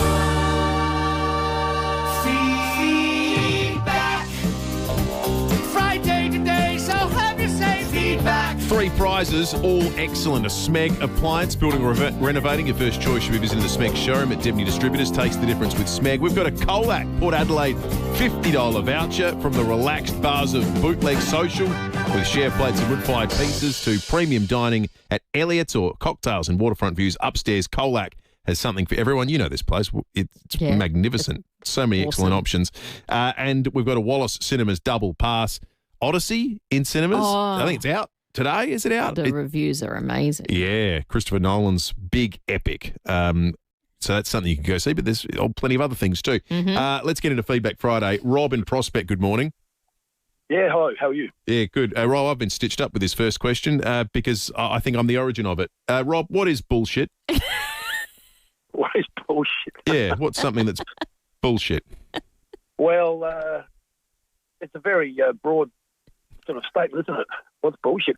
Probably Donald Trump would just, if you look up one word, it'd probably be Donald Trump. Okay, thank you. Just a photo of him in the dictionary. Closely followed by Albanese. But anyway. There you go. You've covered the entire political spectrum there, Rob. That was good. Thank you. Yep. Is we had this debate a little bit earlier with the lead actress of the show here in Adelaide. Is Anastasia a Disney princess? Is she? Yeah. I don't know. I don't understand the question. Who's That, you know what? You've answered the question, Rob. That's fine. You don't need to have an encyclopedic knowledge I'll of take Disney. that as a no. Your view is very much yes, isn't it? I think she's a Disney princess for sure. Someone on the text line said, well, she's not, especially if Princess Leia's not a Disney princess. That's just an excellent Star Wars fan entry. Rob, what do you use AI for, if anything? Oh, I use it quite a lot. Just when you're Googling anything, it comes up. Good. It has become the new Google for a lot of people, hasn't it? It is the new Google, isn't it? Yeah. The AI Pricey. No, it's very, very useful. Even for your footy tips, you just log in there and sort of say how many times has the Crows lost at Sydney Cricket Ground, or come up and give you all the stats. It's fantastic. It's a good point, Rob. I never actually thought of it using for footy tips. That's a good very thought. Very handy. Who do you think is going to win the World Cup final? Spain and Argentina. Yeah, I hope Spain. Argentina won it 4 years ago, so I'd like to see something different. So I'm going for Spain. Yeah, I like that. And it'll make our cross to David much more fun on Monday morning. Yeah, we're going to have him on Monday. You do not want to miss that. Exactly right. It'll be nighttime in Spain, won't it? It certainly will be very nighttime. How many sangrias down, do you think? All the sangrias.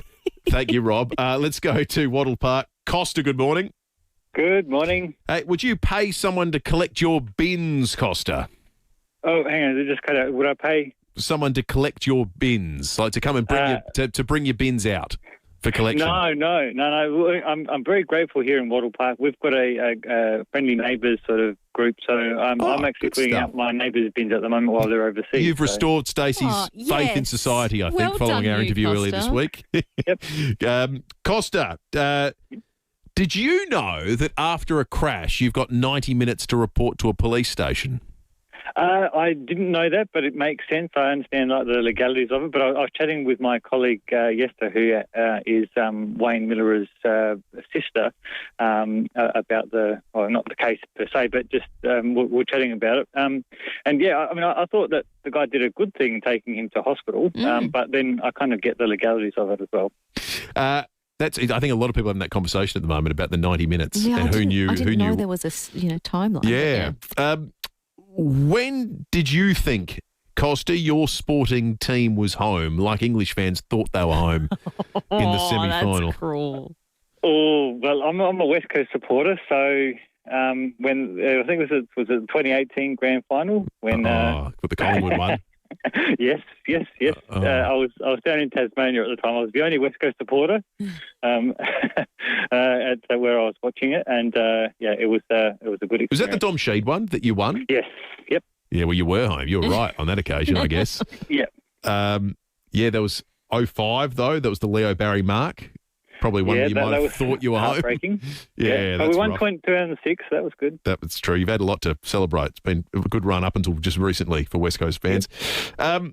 Would you use an outdoor gym, Costa? Mm-hmm. I should. But maybe in summertime, not in the winter at the moment. No. Well, all right. If you do want to get around to it, there is a gym group for you in the Burnside Council area. I like that response. I should, because it's probably the response we all have. I should. Yeah, we could get it. Raymond in Salisbury, good morning. Good morning, folks. How are we all on this fantastic Friday? We're excellent. This is a question that my daughter could definitely answer. I'm not sure about you, Raymond. Do you have a favourite dinosaur? I think if I had to have a favourite dinosaur, it'd be T-Rex, wouldn't it? Yeah, it'd be hard T-Rex. to go past T-Rex. Yes, of course. Sam Neill's stuff. Bit of context. We both looked at Pat and Jess and went, what? They like to make him cryptic sometimes, but Sam Neill, of course. Yes, Jurassic Park. And he's starring in role in Jurassic Park. If Port needed you tomorrow to play against FIVEAA, Raymond, what position would you play? The runner, man. It's all hands on deck, Raymond, at the moment, but you might get the call up. Oh, listen, even as a runner, I'd probably struggle, man. The physique just wouldn't see me out through the whole game. But yeah, so I'd be doing them a favour by staying away. Awesome. I wish them all the best tomorrow. I really, really do. But things. You never know, do you? Like Port were never given a chance against Adelaide the other week, and look what happened there. So. Yep. Miracles do happen. That's exactly right. It's why we play the games, is the great saying, Raymond. How much would you pay to go through the Strait of Hormuz? What toll are you willing to pay? Yeah, good question. No, probably nothing at the moment. I value my life a little bit too much. Yeah, good call. Yeah, that is the correct answer, I think. And just finally, Raymond, what is your favourite food combination? Oh, food combination. Well, I love pizza. Is that a combination? Well, yeah. What topping then? That's a combination of flavours on the top of the pizza. Yeah, I go for Supreme every time. Yeah, all right. With or without pineapple? I'm a pineapple on. I'm not a pineapple off.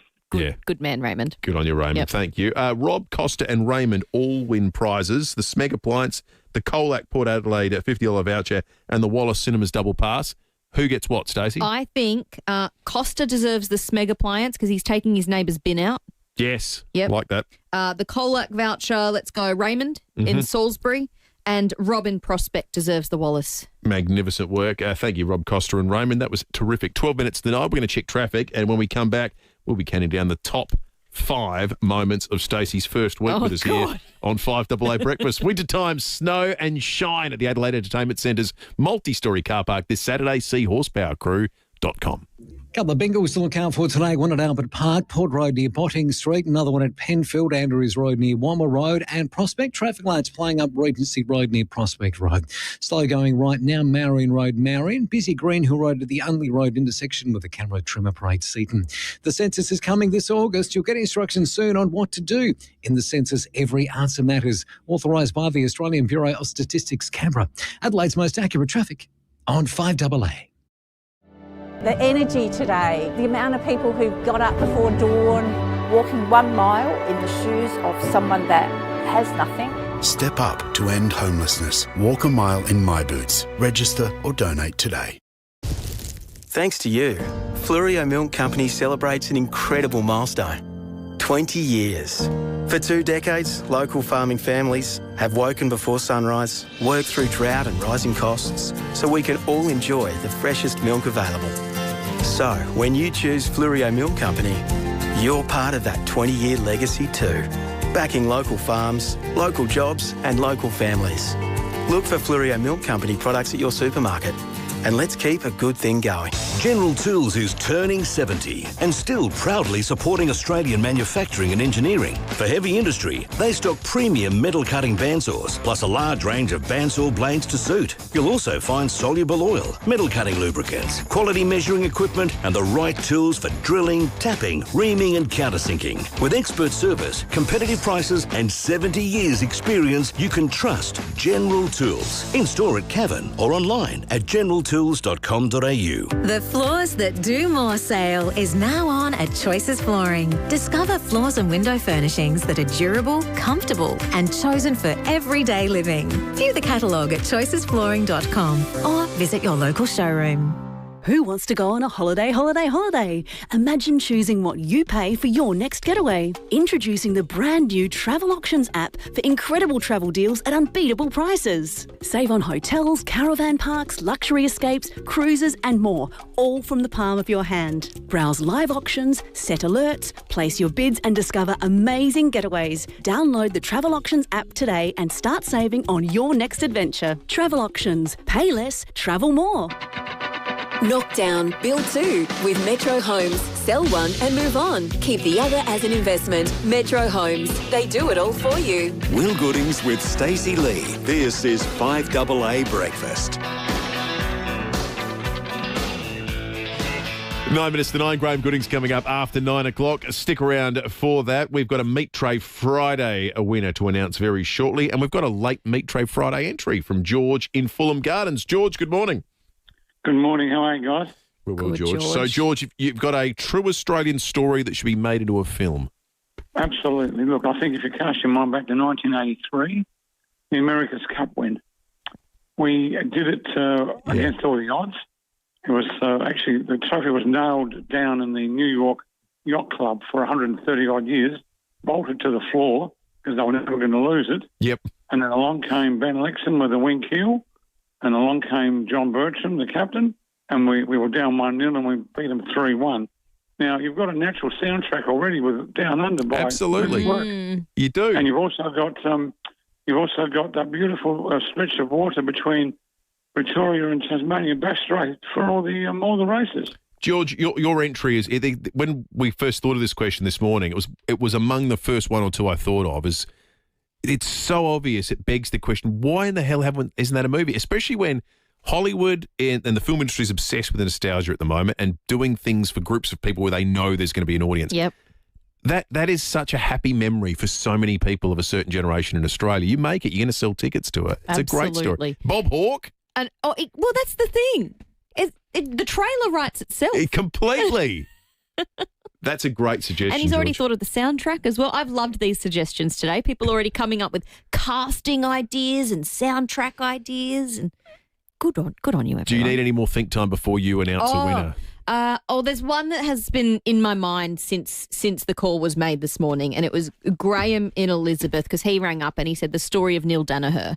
And we both reflected on, even if you made it now, it would be worthwhile. But if you made it into the future and the impact that the M&D Foundation has had, and there will continue to be an impact into the future. You could see, you're right. You could do the story up to this point, and it ends at this point. And it'd be one of those films where you have a place card at the end that says, this much was raised, this is what it did, this is how much it brought forward the time frame for treatments and extended the life. It's just a beautiful story, and a great Australian story as well. Very worthy winner, terrific nomination for the meat tray. Thanks to the great people at Gramazio Foods, SA's own celiac certified butcher, Burnside Village, Golden Grove Village, and online at gramaziofoods.com.au. I should note, Graham Gooding's program after 9 o'clock featuring Mark Butler this morning, who's going to be live in the studio from 9:30 today. And he takes questions as well, I think. So if you've got a question for the Health Minister. Maybe future Prime Minister? Oh, you should ring in and ask the question, Will. I bumped into him recently and made the joke to him, actually. He didn't find it very funny. Let's count down the top 5 moments of the week. It's been the top 5 of the week. All right, in the number 5 spot, John Sherman, great to have you in. Always a pleasure, guys. A proud moment in Australian broadcasting. John Sherman, I guess. The great John Sherman with the Vagabond Crew and Red Gum, and yes, modest as always after the release of his new song, Ragtag Extremist Blues. Yes, it was a real shot at the state government, the Premier, about the handling of the parklands, the trees over the MotoGP and the golf course as well. It feels like it kicked along that story a bit after Monday, didn't it? They got the petition now, which means there has to be an inquiry, doesn't there? Parliamentary inquiry, There has to be a parliamentary inquiry, so that will continue that story. Number 4. What's a true story that needs to be made into a movie? Cliff Young. There you go. Actually, sport is a great area for this. Who plays Cliff? Michael's not there. That's all right. Just trying to answer follow-up. Michael's too much of a professional early caller. He just knows the gig. He knows. It's breakfast radio. Move on, Will. That's right.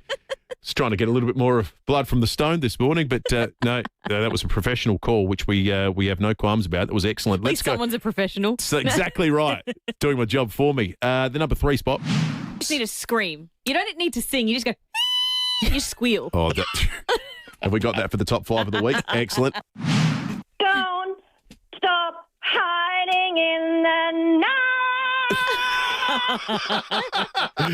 Hit the high note. I think it always provides top 5 moments of the week. And you, fantastic, hit your own high note. Thank you. Broke glass right around the state. I was trying to be, who was I trying to be?